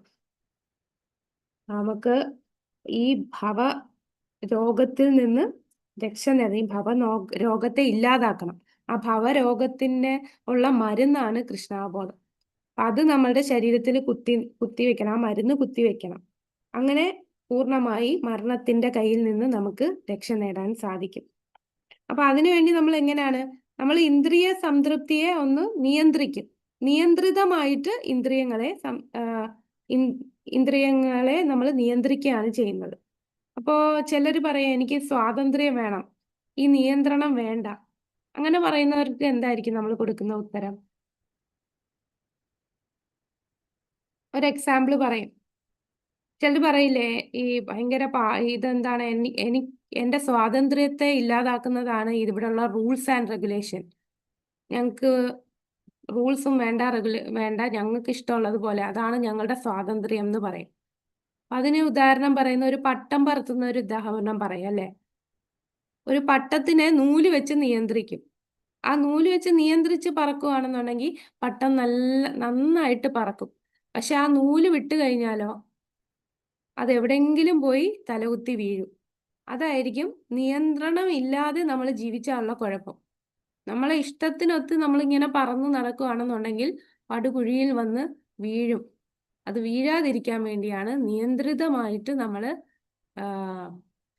ഈ നിയമത്തോടു കൂടി നമ്മൾ ഇന്ദ്രിയങ്ങളെ കൺട്രോൾ ചെയ്ത് പോകുന്നു. അപ്പൊ ഇന്ദ്രിയങ്ങളെ സംതൃപ്തി എന്ന് പറഞ്ഞാൽ നമ്മൾ എന്താ, യുക്ത വൈരാഗ്യമാണ്. നമ്മളൊന്നും ഭക്ഷണം കഴിക്കാതിരിക്കുന്നില്ല, എല്ലാം ഭഗവാന് സമർപ്പിച്ച് നമ്മൾ കഴിക്കുന്നു. നമ്മൾ ജോലിക്ക് പോകാതിരിക്കുന്നില്ല, അതും അതിന്റെ ഫലം ഭഗവാന് സമർപ്പിച്ച് നമ്മൾ ചെയ്യുന്നു. അപ്പൊ എല്ലാം ഭഗവാനുമായിട്ട് കണക്ട് ചെയ്ത് നമ്മൾ ചെയ്യുക. പിന്നെ ഭഗവാൻ നിർദ്ദേശിച്ചിട്ടുള്ള കാര്യങ്ങൾ നമ്മൾ ചെയ്യുക. ചില കാര്യങ്ങൾ ഒഴിവാക്കാൻ പറഞ്ഞു, ചിലത് സ്വീകരിക്കാൻ പറഞ്ഞു, ചിലത് ചെയ്യാൻ പറഞ്ഞു. അത് നമ്മളുടെ ഇന്ദ്രിയങ്ങൾക്ക് അത്ര ഇഷ്ടമല്ലായിരിക്കും, പക്ഷെ അതിനെ നിയന്ത്രിക്കാൻ വേണ്ടി അത് അത്യന്താപേക്ഷിതമായിട്ട് നമ്മൾ ചെയ്യേണ്ടതാണ്. അങ്ങനെ ചെയ്താൽ സന്തോഷമായിട്ട് നമുക്ക് പോകാം. ആ പട്ടം സന്തോഷമായിട്ട് പറക്കുന്നത് ആ നൂലിന്റെ നിയന്ത്രണം ഉണ്ടെങ്കിലാണ്. ഇല്ലെങ്കിൽ അത് എവിടെയെങ്കിലും പറന്ന് താഴെ വീഴും, എവിടെയെങ്കിലും കുരുങ്ങിക്കിടക്കും. അതേപോലെ നമ്മളുടെ ജീവിതം സന്തോഷത്തോടെ ഈ ഭൗതിക ലോകത്ത് പോയി പിന്നെ ഇതിൽ നിന്ന് മുക്തി നേടാനായിട്ട് നമ്മൾ ആ നിയന്ത്രണം പാലിക്കേണ്ടത് അത്യന്താപേക്ഷിതമാണ്. അപ്പൊ ഒരു ബൗണ്ടറി, വേദശാസ്ത്രങ്ങളെല്ലാം നമുക്കൊരു ബൗണ്ടറി വെച്ചിട്ടുണ്ട്. ആ ബൗണ്ടറി ശരിക്കും നമുക്കൊരു ഇവിടെ നിന്ന് രക്ഷ നേടാൻ, ഇവിടെ നിന്ന് ഫ്രീ ആകാൻ, ആ ഫ്രീഡത്തിലേക്ക് എത്താനുള്ള ഒരു വഴിയാണ് ഈ നിയന്ത്രണമൊക്കെ അല്ലെ. ഈ ജനന മരണ ചക്രത്തിൽ നിന്നല്ലേ നമുക്ക് ഫ്രീഡം കിട്ടേണ്ടത്. എല്ലാരും എനിക്ക് ഫ്രീഡം വേണം എന്ന് പറഞ്ഞാൽ ജന്മ മൃത്യു ജരാവ്യാധി, ആദി ഭൗതിക, ആധ്യാത്മിക, ആദി ദൈവിക ക്ലേശങ്ങൾ, ഇതിൽ നിന്നൊന്നും അവർക്ക് മുക്തിയില്ല. പിന്നെ കാമക്രോധ മോഹലോഭം, ഇതിൽ നിന്നൊന്നും മുക്തിയില്ല. ഇതിൽ നിന്നെല്ലാം മുക്തി കിട്ടുന്നതല്ലേ ഫ്രീഡം. അതിനുവേണ്ടി നമ്മൾ കുറച്ച് ഇന്ദ്രിയങ്ങളെ നിയന്ത്രിച്ചാൽ, ശാസ്ത്രങ്ങൾ പറയുന്ന പോലെ നിയന്ത്രിച്ചാൽ, ജന്മം മൃത്യു ജരാവ്യാധി ഇല്ല. പിന്നെ ആധ്യാത്മിക, ആദി ദൈവിക, ആദി ഭൗതിക ക്ലേശങ്ങളില്ല. നമ്മളുടെ ഉള്ളിൽ കാമമില്ല, ക്രോധമില്ല, മോഹമില്ല, മാത്സര്യമില്ല. എപ്പോഴും പരമാനന്ദമായിട്ട് ഭഗവാന്റെ സേവകരായിട്ട് നമുക്ക് നിൽക്കാൻ സാധിക്കും. അപ്പൊ അതിന് ഈ ഭൗതിക ലോകത്തെ നമ്മൾ ആദ്യം മനസ്സിലാക്കുക. നമ്മൾ സ്റ്റഡി ചെയ്യുകയാണ് ഈ ഭൗതിക ലോകം എങ്ങനെയാണ്. ഇവിടെ എന്ത് ചെയ്തിട്ടും നമുക്ക് കാര്യമില്ല. നമ്മൾ ചില കാര്യങ്ങളൊക്കെ നിയന്ത്രിക്കണം.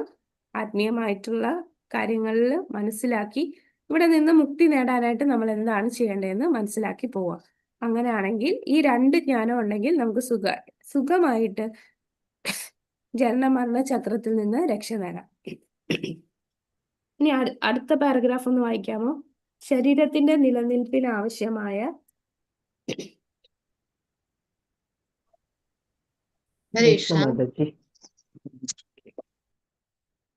ശ്യാമരാധിക മാതാജി. ശരി.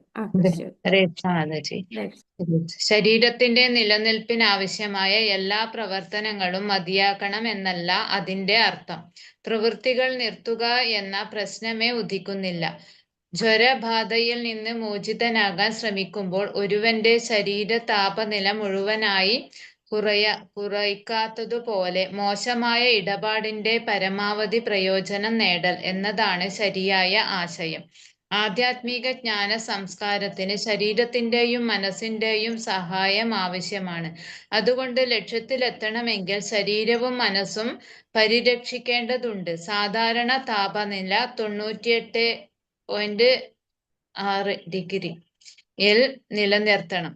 ഇന്ത്യയിലെ മഹാന്മാരായ ഋഷിമാരും പുണ്യപുരുഷന്മാരും ആധ്യാത്മികവും ഭൗതികവുമായ ജ്ഞാനത്തിന്റെ സന്തുലിത ക്രമീകരണത്തിലൂടെ ഇതിനു വേണ്ടി ശ്രമിച്ചു വരുന്നു. രോഗഗ്രസ്തമായ ഇന്ദ്രിയാസ്വാദനത്തിനു വേണ്ടി മനുഷ്യബുദ്ധിയെ ദുരുപയോഗപ്പെടുത്തുവാൻ അവർ ഒരു കാലത്തും അനുവദിച്ചിരുന്നില്ല. ഹരേ കൃഷ്ണ. ഹരേ കൃഷ്ണ. അപ്പൊ ഇവിടെ പറയുന്നത് നമുക്ക് പ്രാക്ടിക്കലായിട്ട് ആത്മീയ കാര്യം ചെയ്യണമെങ്കിൽ നമ്മളുടെ ശരീരം ഉണ്ടെങ്കിലല്ലേ ചെയ്യാൻ പറ്റൂ.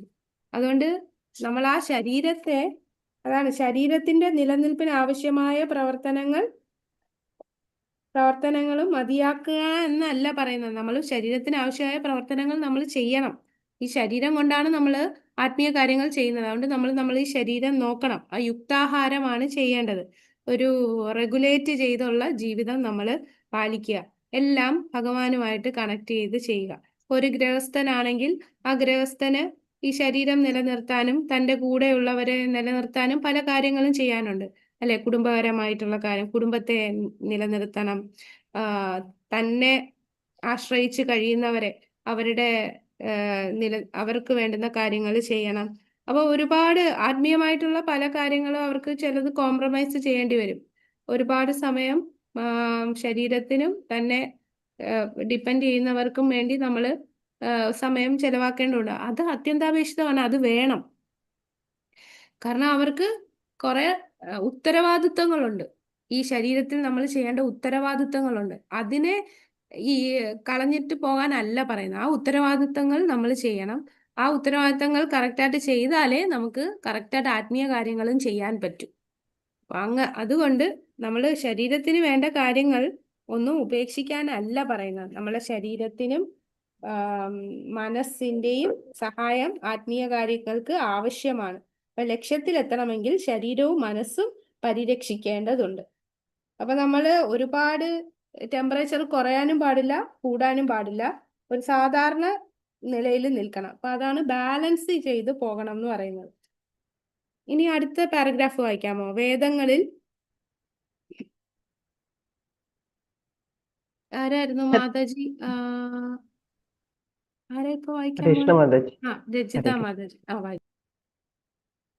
വേദങ്ങളിൽ ഇന്ദ്രിയ സംതൃപ്തിക്കു വേണ്ടിയുള്ള പ്രവണതകളാൽ രോഗഗ്രസ്തരായ മനുഷ്യന്റെ പ്രവർത്തനങ്ങളെ മോക്ഷതത്വങ്ങളിലൂടെ ക്രമവൽക്കരിച്ചിട്ടുണ്ട്. ധർമ്മം, അർത്ഥം, കാമം, മോക്ഷം എന്നിവയാണവ. എന്നാൽ ഇക്കാലത്ത് ധർമ്മം, മോക്ഷം എന്നിവയിൽ ജനങ്ങൾ തൽപരരല്ല. അർത്ഥവും കാമവുമാണ് അവരുടെ ജീവിത ലക്ഷ്യം. ഇവ നേടാനായി ധർമ്മം ഉപയോഗിക്കാമെന്ന് അവർ കരുതുന്നു. അങ്ങനെ മരണശേഷം കൂടുതലായി ഇന്ദ്രിയസുഖം സ്വർഗത്തിൽ ഉറപ്പുവരുത്തുന്നതിനു വേണ്ടി ചില മതപരമായ ചടങ്ങുകൾ അനുഷ്ഠിക്കുന്നു. എന്നാൽ ഇതല്ല ധർമ്മത്തിന്റെ ലക്ഷ്യം. ധർമ്മത്തിന്റെ പന്ഥാവ് യഥാർത്ഥത്തിൽ ആത്മസാക്ഷാത്കാരത്തിന് ഉള്ളതാണ്. സാമ്പത്തിക വികസനമാകട്ടെ ശരീരത്തെ നല്ല ആരോഗ്യാവസ്ഥയിൽ നിലനിർത്തുവാൻ ആവശ്യമാണ്. ആത്മീയ വിദ്യ സാക്ഷാത്കരിക്കാനായി ശരീരവും മനസ്സും ആരോഗ്യത്തോടെ നിലനിർത്തുക എന്നതാണ് ലക്ഷ്യം. അവിദ്യ വളർത്തുവാനായി കഴുതയെ പോലെ പണിയെടുക്കുക എന്നതല്ല ജീവിതത്തിന്റെ അർത്ഥം. ഹരേ കൃഷ്ണ. ഹരേ കൃഷ്ണ. Thank you Mataji. അപ്പോ ഇവിടെ വേദങ്ങളിൽ പറഞ്ഞ ധർമ്മ, അർത്ഥ, കാമ, മോക്ഷം. ഇപ്പൊ ഉള്ളവരെന്താണ് ചെയ്യുന്നത്? ശരിക്കും പറഞ്ഞ കാമവും മോക്ഷവും മാത്രമേ ഇപ്പോൾ ഉള്ളവർ ചെയ്യുന്നുള്ളൂ. മോക്ഷമൊന്നുമില്ല, അവർക്ക് അർത്ഥവും കാമവും മതി. ധർമ്മവും വേണ്ട, മോക്ഷവും വേണ്ട. കൂടുതൽ അർത്ഥം കിട്ടുക, അത് ആസ്വദിക്കുക. അങ്ങനെ ഒരു ടൈപ്പ് ആൾക്കാരാണ് ഇന്ന് പോകുന്നത്. പിന്നെ ഇക്കാലത്ത് ധർമ്മം, മോക്ഷം എന്നിവയെ ജനങ്ങൾക്ക് താല്പര്യമില്ല. അർത്ഥവും കാമവുമാണ് ജീവിത ലക്ഷ്യം. അവര് വിചാരിക്കുന്ന ഇതൊക്കെ നേടിയാൽ ധർമ്മം ഉപയോഗിക്കാമെന്ന് അവർ കരുതുന്നു. അങ്ങനെ പിന്നെ എന്താണ് അവർ ചിന്തിക്കുന്നത്? മരിച്ചതിന് ശേഷം ഞങ്ങൾക്ക് സ്വർഗത്ത് പോയി ആസ്വദിക്കാം, ഇങ്ങനെയൊക്കെ ചിന്തിക്കുന്നു. ഇതൊന്നുമല്ല. എന്താണ് ശരിക്കുള്ള ധർമ്മം? ഭഗവാൻ ആ ആത്മസാക്ഷാത്കാരത്തിൽ എത്തുക എന്നുള്ളതാണ്. അപ്പൊ ആത്മീയ വിദ്യ സാക്ഷാത്കരിക്കാനായി നമുക്ക് എന്ത് വേണം? ശരീരവും മനസ്സും ആരോഗ്യത്തോടെ നിലനിർത്തുക എന്നതാണ് ലക്ഷ്യം. അവിദ്യ വളർത്തുവാനായി കഴുതയെ പോലെ പണിയെടുക്കുന്നതല്ല ജീവിതത്തിന്റെ അർത്ഥം, അല്ലെ? മൂഢന്മാർ നമാം ദുഷ്കൃതിനോ മൂഢ, ആ മൂഢന്മാരാണ് ഇങ്ങനെ കഴുതയെ പോലെ പണിയെടുക്കുന്നത്. അപ്പൊ ഈ മനുഷ്യ ജീവിതം ഇങ്ങനെ പണിയെടുക്കാനുള്ളതല്ല. ഇപ്പം നമുക്ക് ഇൻഫോസിസിന്റെ ചെയർമാൻ ഉണ്ടല്ലോ, അദ്ദേഹത്തിന്റെ പോളിസി എന്ന് പറഞ്ഞാൽ ഇതാണ്: പണിയെടുപ്പിക്കുക. അദ്ദേഹം പറയുന്ന ശനി ഞായറും എല്ലാം ജോലി ചെയ്യണമെന്നാണ് പറയുന്നത്. പക്ഷെ അതിനല്ല മനുഷ്യജന്മം, അത് മനസ്സിലാക്കുന്നില്ല. മനുഷ്യജന്മം ആത്മസാക്ഷാത്കാരത്തിലേക്ക് എത്താനാണ്. അതിനുവേണ്ടി നമ്മളുടെ ശരീരവും മനസ്സും ആരോഗ്യത്തോടെ കൊണ്ട് നടക്കുക. ഇനി ഇവിടെ ഈ സ്ലൈഡിൽ നോക്കുമ്പോൾ നമുക്ക് സ്ലൈഡും കൂടെ നോക്കാം. ആവർത്തിച്ചുള്ള ജനന മരണങ്ങളുടെ സ്വാധീനത്തെ മറികടന്ന് അമർത്യതയുടെ പൂർണ്ണമായ അനുഗ്രഹങ്ങൾ ആസ്വദിക്കാൻ അജ്ഞാനത്തിന്റെയും അതീന്ദ്രിയമായ അറിവിന്റെയും പ്രക്രിയ പഠിക്കാൻ കഴിയുന്ന ഒരാൾക്ക് മാത്രമേ കഴിയൂ. അതായത് രണ്ടും നമുക്കറിയണം. വിദ്യയും അവിദ്യയും അറിയാമെങ്കിൽ നമുക്ക് ജനന മരണത്തിൽ നിന്ന് പോകാൻ പറ്റും.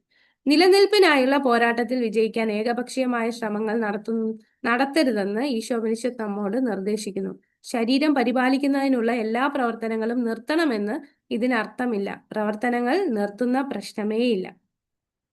ജ്വരബാധയിൽ നിന്ന് മോചിതനാകാൻ ശ്രമിക്കുമ്പോൾ ഒരുവന്റെ ശരീര താപനില മുഴുവനായി കുറയാത്തതുപോലെ മോശമായ ഇടപാടിൽ പരമാവധി പ്രയോജനം നേടൽ എന്നതാണ് ശരിയായ ആശയം.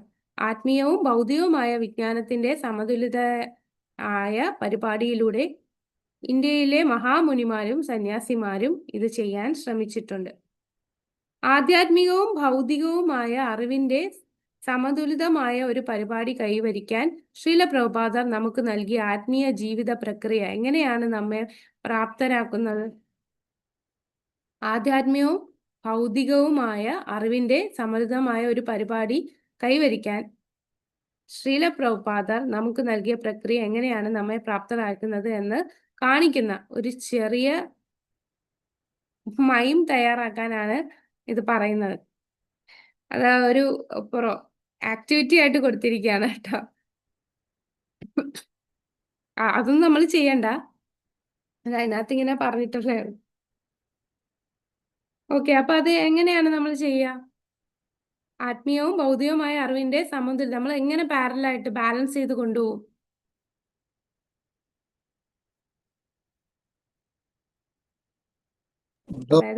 നമ്മളെല്ലാവരും ഭൗതികമായ അവസ്ഥയിലാണ് ജീവിച്ചുകൊണ്ടിരിക്കുന്നത്.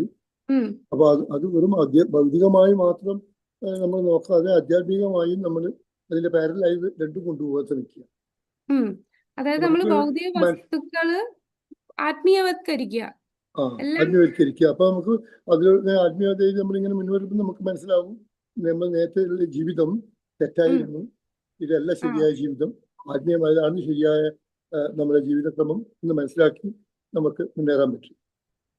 അപ്പൊ നമ്മൾ ഇത് രണ്ടും ബാലൻസ് ചെയ്യണമെന്ന് പറയുന്നു. അപ്പൊ ബാലൻസ് ചെയ്യുന്നതെന്ന് പറഞ്ഞാല് നമ്മളിപ്പോ എന്ത് ചെയ്യുമ്പോഴും അത് യുക്തവൈരാഗ്യമായിട്ട് ചെയ്യാം. ഒരു ഉദാഹരണം പറഞ്ഞാല് രസഗുള ഒരു ഭൗതിക വസ്തുവാണ്, അല്ലെ? അത് നമുക്ക് കഴിക്കാൻ ആഗ്രഹമുണ്ട്. അതുകൊണ്ട് ഞാൻ ഇനി ആത്മീയവാദിയാണ്, ഞാൻ ആത്മീയമായിട്ട് പോകുന്നത് കൊണ്ട് എനിക്ക് രസഗുള വേണ്ട എന്ന് നമ്മൾ വെക്കുവോ? നമ്മളത് ഭഗവാന് സമർപ്പിച്ച് നമ്മൾ കഴിക്കും. അപ്പൊ അത് ആത്മീയമായിട്ടുള്ളത് അല്ല, ഭൗതികമായിട്ടുള്ള വസ്തു ആത്മീയവത്കരിച്ചു.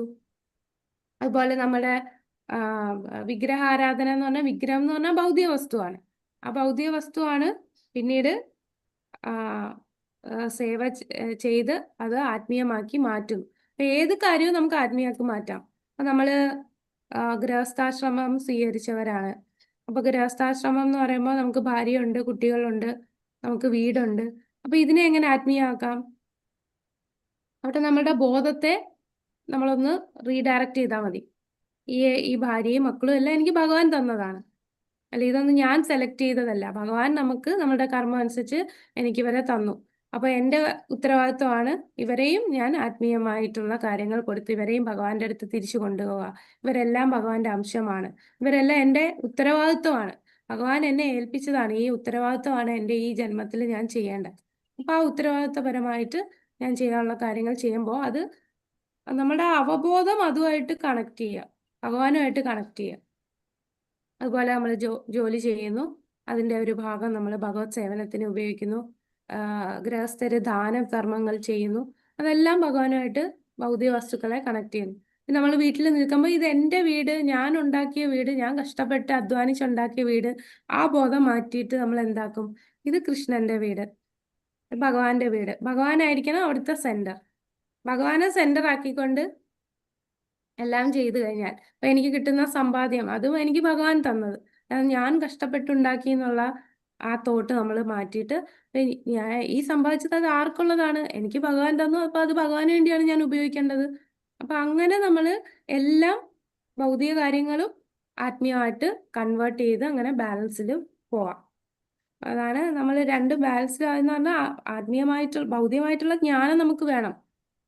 ഈ ഭൗതിക ലോകത്ത് താമസിക്കണമെങ്കിൽ ഇപ്പം സാധനങ്ങളുടെ വില അത് വാങ്ങിക്കുന്നത്, ഈ ലോകത്ത് ഒരുപാട് കള്ളത്തരങ്ങളുണ്ട്, അത് നമ്മൾ തിരിച്ചറിയണം. അപ്പൊ അതുകൊണ്ട് ഭൗതിക കാര്യങ്ങൾ മനസ്സിലാക്കിയാലേ നമ്മളെല്ലാവരും ഇപ്പൊ ഈ ലോകത്തുള്ള എല്ലാരെയും ഒരു മഹാഭാഗവതനെ പോലെ ചിന്തിച്ച് നമുക്ക് നിൽക്കാൻ പറ്റില്ല. അത് ആ തലത്തിലെത്തിയവർക്ക് മാത്രമേ സാധിക്കൂ. അല്ലാത്തവര് അത് തിരിച്ചറിയണം, കള്ളത്തരം ഏതാണ്, നമ്മളെ ചതിക്കുന്നവരെ ഏതാണ്. അപ്പൊ ആ ഭൗതികമായിട്ടുള്ള ജ്ഞാനം ഉണ്ടെങ്കിലേ ചീറ്റ് ചെയ്യുന്നതും നമുക്ക് മനസ്സിലാകാൻ പറ്റും. അപ്പൊ രണ്ടും ഉണ്ടെങ്കിൽ നമുക്ക് സുഗമമായിട്ട് ഈ ഒരു ജന്മമരണ ചക്രത്തിൽ നിന്ന് രക്ഷിക്കാൻ സാധിക്കും. ഭാഗവത്തില് പറഞ്ഞില്ലേ ഈ രണ്ടു തരത്തിലുള്ള ജീവിതക്രമമുണ്ട്. ഒന്ന് ഗൃഹമേധി, ഒന്ന് ഗൃഹസ്ഥാശ്രമം. നമ്മളിപ്പോ എല്ലാവരും കൂടുതൽ ആൾക്കാരും 95% ആൾക്കാരും ജീവിച്ചുകൊണ്ടിരിക്കുന്നത് ഗൃഹമേധികളായിട്ടാണ്. നമ്മള് ഗൃഹസ്ഥാശ്രമി എന്ന ഒരു അറിവിലോട്ട് നമ്മൾ തിരിച്ച് വരുമ്പോഴാണ് നമ്മൾ ഭഗവാന്റെ നിയന്ത്രണത്തിൽ വരുന്നത്. അപ്പൊ നമ്മൾ അങ്ങനെയാണെന്നാണ് എനിക്ക് തോന്നുന്നത്. അതെ അതെ, അത് തന്നെ ഇപ്പൊ പറഞ്ഞതെല്ലാം അതാണ്. അതായത് നമ്മൾ ഭഗവാനായിട്ട് കണക്ട് ചെയ്ത് ചെയ്യുമ്പോഴാണ് അത് ശരിക്കും ഒരു ഗൃഹസ്ഥനാകുന്നത്. അല്ലാതെ ഇതെല്ലാം എൻ്റെ മക്കള് ഞാൻ സമ്പാദിച്ചത് അവർക്ക് വേണ്ടി, അല്ലെ ആ ഒരു അറ്റാച്ച്മെന്റ്, നമുക്ക് കുടുംബത്തോടുള്ള അറ്റാച്ച്മെന്റ്, ഫാമിലിയോടുള്ള അറ്റാച്ച്മെന്റ് വരുമെന്ന് പറഞ്ഞാൽ അത് ഗൃഹമേധിയാണ്. നമ്മൾ വീണ്ടും അത് എന്താ ഈ കൊക്കൂൺ പോലെ ഇല്ലേ, ആ കൊക്കൂൺ, അതിനെന്തോ മലയാളത്തിൽ പറയാ, ഒരു കൊക്കൂൺ എന്ന് പറഞ്ഞാൽ ഈ നൂല്, പട്ടുനൂൽപ്പുഴുവാണോ മാതാജി? പട്ടുനൂൽപ്പുഴുവിന്റെ പട്ടുനൂൽപ്പുഴു, അത് തന്നെ അത് തന്നെ. പട്ടുനൂൽപ്പുഴു ആണെങ്കിൽ ഇങ്ങനെ ആ പുഴുവിന്റെ നൂലിന്റെ അകത്ത് പെട്ട് അത് തന്നെ ചത്തുപോകും. അതുപോലെയാണ് നമ്മളുടെ ഈ ബന്ധങ്ങള്, മക്കള്, എൻ്റെ ഭാര്യ, എൻ്റെ കുടുംബം, എൻ്റെ ബന്ധുക്കള്. അപ്പൊ ആ ഒരു സർക്കിളിൽ അങ്ങ് ആസക്തി വന്നു കഴിഞ്ഞാൽ അവർ ചിലപ്പോൾ സ്വന്തം കാര്യം നോക്കണില്ലായിരിക്കും.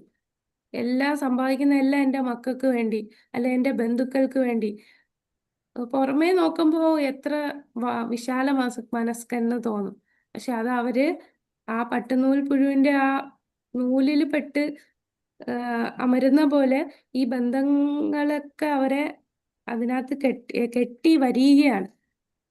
അത് മനസ്സിലാക്കുന്നത്. അതാണ് ഈ ഗ്രഹമേധികൾ ചെയ്യുന്നത്. പക്ഷെ അവിടെ ഭഗവാനെ സെന്റർ ആക്കുമ്പോ ആ കെട്ടഴിയും. അല്ലെ, ഭഗവാനാണ് എല്ലാത്തിന്റെയും സെന്റർ എന്ന് പറയുമ്പോൾ ഇവരെല്ലാരും ഈ ഒരു ജന്മം എനിക്ക് ഭഗവാൻ തന്നതാണ്, അപ്പൊ ഇവരെന്റെ ഉത്തരവാദിത്തം. അപ്പൊ ആ ഒരു അറ്റാച്ച്മെന്റ് ഒരുപാട് അങ്ങ് അറ്റാച്ച്ഡ് ആവില്ല. നമ്മുടെ കടമ എന്ന രീതിയിൽ നമ്മുടെ ഉത്തരവാദിത്തങ്ങൾ ചെയ്യും. ആ ഒരു കെട്ട് അത്ര വരിഞ്ഞു മുറുകത്തില്ല. അതാണ് നമ്മൾ ഭക്തി ചെയ്യുമ്പോൾ ആ ഒരു ഡിറ്റാച്ച്മെന്റ് നമ്മൾ വളർത്തും. എന്നാൽ നമ്മൾ നമ്മളുടെ കടമകള് ഭഗവാന്റെ സേവയായിട്ട് ചെയ്യുന്നു. അങ്ങനെ പോകുമ്പോഴേ ഗൃഹസ്ഥരാകത്തുള്ളൂ. പറയാൻ എളുപ്പമാണ് അല്ലേ, പറയാനാണെങ്കിൽ ഘോരമായിട്ട് പ്രസംഗിക്കാം. ജീവിതത്തിൽ അപ്ലൈ ചെയ്യുമ്പോഴാണ് നമ്മൾ മനസ്സിലാക്കുന്നത് നല്ല പാടായിട്ടുള്ള കാര്യമാണ്. ഹരേ കൃഷ്ണ. അപ്പൊ നമ്മള് ഈ പ്രോഗ്രസ് ചെയ്യുമ്പോഴേ, ഭക്തിയിൽ നന്നായിട്ട് പ്രോഗ്രസ് ചെയ്യുമ്പോഴേ നമുക്കത് ആ ഒരു തലത്തിലേക്ക് വരാൻ സാധിക്കുള്ളൂ. അല്ലേ പ്രഭു? ഹരേ കൃഷ്ണ. അതെ മാതാജി, കാരണം നമ്മള് ഭഗവാന്റെ നിയന്ത്രണത്തിലാവണം. നമ്മളിപ്പം ഭൗതിക ശക്തിയുടെ നിയന്ത്രണത്തിലാണ് നമ്മൾ ജീവിക്കുന്നത്. അതെ അതെ ഭഗവാന്റെ നിയന്ത്രണത്തിലാകുമ്പോൾ ഭഗവാൻ പറഞ്ഞിരിക്കുന്ന കാര്യങ്ങളൊക്കെ അനുസരിച്ച് ജീവിക്കാൻ തുടങ്ങുമ്പോൾ ആ അവസ്ഥയിൽ എല്ലാവർക്കും വരാൻ പറ്റും. അതിലേക്ക് എത്തണം നമ്മള്. ആണല്ലോ നേരത്തെ. അതെ അതെ പറയുമ്പോ പലതും പറയാലോ. അതാണ് പ്രാക്ടിക്കലായിട്ട് വരുമ്പോഴാണ് വളരെ ബുദ്ധിമുട്ട് തോന്നുന്നത്. പിന്നെ ഇടയ്ക്കിടയ്ക്ക് ഈ മെസ്സേജ് നമ്മൾ മനസ്സിലാക്കുക, ഇങ്ങനെയാണ് ഇതിൽ പറഞ്ഞിട്ടുള്ള, ശാസ്ത്രങ്ങൾ ഇത് പറഞ്ഞിട്ടുണ്ട്, ഞാൻ ഇങ്ങനെ ചെയ്യണം. ഇടയ്ക്ക് റിമൈൻഡ് ചെയ്യുക. പിന്നെ നമ്മളെ സാധന നല്ല സ്ട്രോങ് ആക്കുക.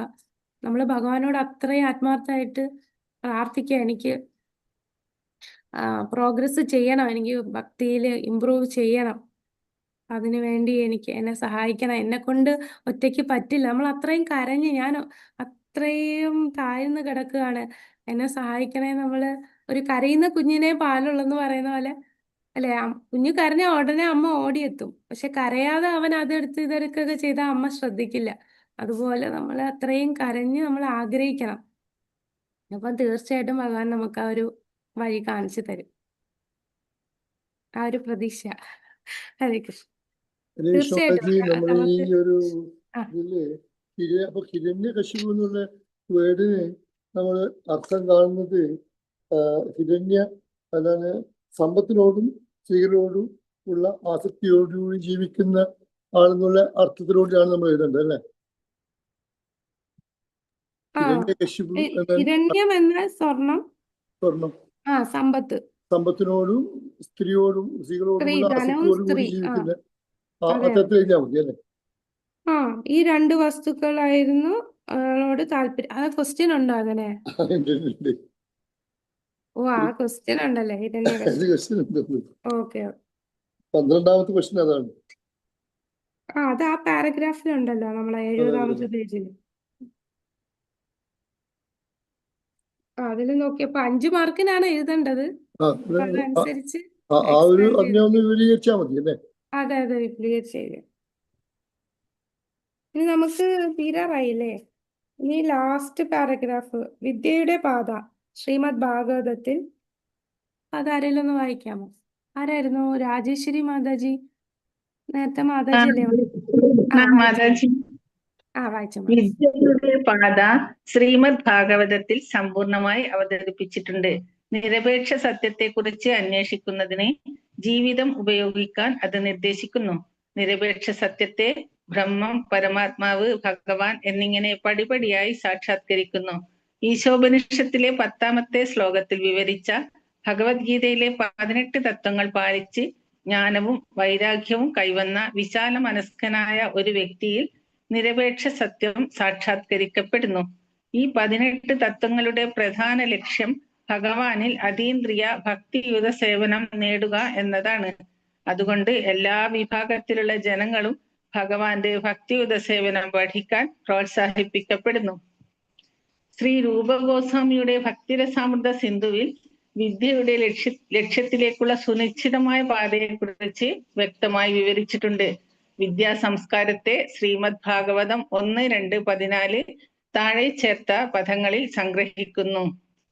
തസ്മാദേകേന മനസാ ഭഗവാൻ സാത്വതാം പതിഃ ശ്രോതവ്യഃ കീർത്തിതവ്യച്ഛ ധ്യേയഃ പൂജ്യച്ഛ നിത്യതാ. അതിനാൽ ഒരുവൻ ഏകമനസ്കനായി ഭക്തരക്ഷകനായ ഭഗവാനെ കുറിച്ച് ശ്രവിക്കുകയും കീർത്തിക്കുകയും സ്മരിക്കുകയും ആരാധിക്കുകയും ചെയ്യേണ്ടതാണ്. ധർമ്മം, അർത്ഥം, കാമം എന്നിവ ഭക്തിയുത ഭഗവത് സേവനം നേടാൻ ലക്ഷ്യമാക്കിയുള്ളതല്ലാത്ത പക്ഷം അവ കേവലം അവിദ്യയുടെ വ്യത്യസ്ത രൂപങ്ങൾ മാത്രമാണ്. തുടർന്നുള്ള മന്ത്രങ്ങളിൽ ശ്രീ ഈശോപനിഷത്ത് ഇത് സൂചിപ്പിക്കുന്നു. ഹരേ കൃഷ്ണ മാതാജി. ഹരേ കൃഷ്ണ. Thank you Mataji. അപ്പൊ ഇവിടെ രൂപഗോസ്വാമി ഭക്തിരസാമൃത സിന്ധുവിൽ പറഞ്ഞിട്ടുണ്ട്, ഭഗവാനെ കുറിച്ച് ശ്രവിക്കുകയും കീർത്തിക്കുകയും സ്മരിക്കുകയും ആരാധിക്കുകയും ചെയ്യുക. അങ്ങനെ ചെയ്താൽ നമുക്ക് ആ ലക്ഷ്യത്തിൽ എത്താൻ പറ്റും. ഭക്തിയുത സേവനം ചെയ്ത് ഭഗവാന്റെ അടുത്ത് എത്താൻ സാധിക്കും. അപ്പൊ ധർമ്മ, അർത്ഥം, കാമം ഇതെന്തിനു ഉപയോഗിക്കണം?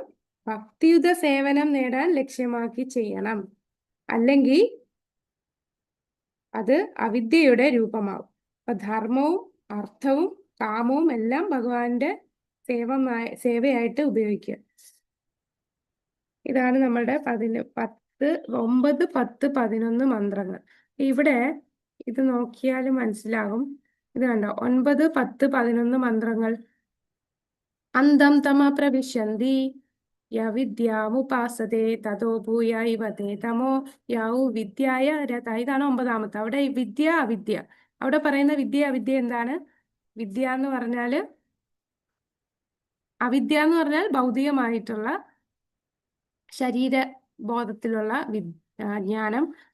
വിദ്യ എന്ന് പറഞ്ഞാൽ തെറ്റായിട്ടുള്ള ആത്മീയ ജ്ഞാനം കൈവരിക്കുന്ന, ആത്മീയ ജ്ഞാനത്തിന്റെ ലക്ഷ്യമേ തെറ്റായിട്ട് കാണുന്നതാണ്. അതാണ് ഇവിടെ പറയുന്നത്. ഇനി 12ാമത്തെ ശ്ലോകം കണ്ടോ? 12ാമത്തെ ശ്ലോകം 9ാമത്തെ ശ്ലോകം അതുപോലെ തന്നെ, അന്തം തമ പ്രവിശന്തി. പക്ഷെ ഇവിടെ വിദ്യ എന്നുള്ളതിന്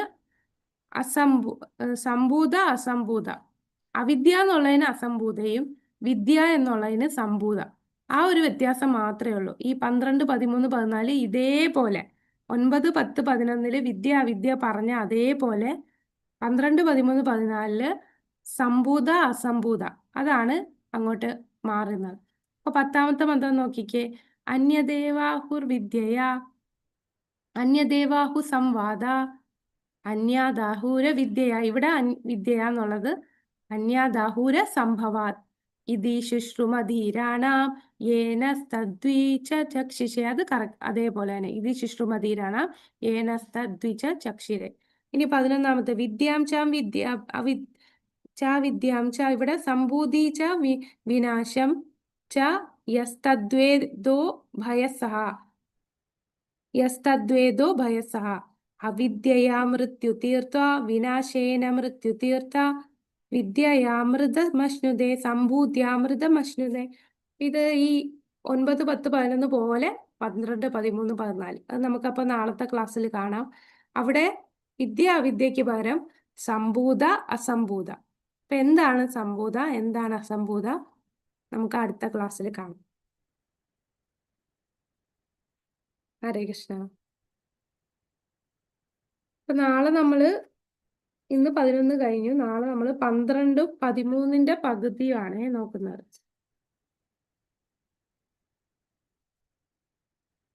ഹരേ കൃഷ്ണ.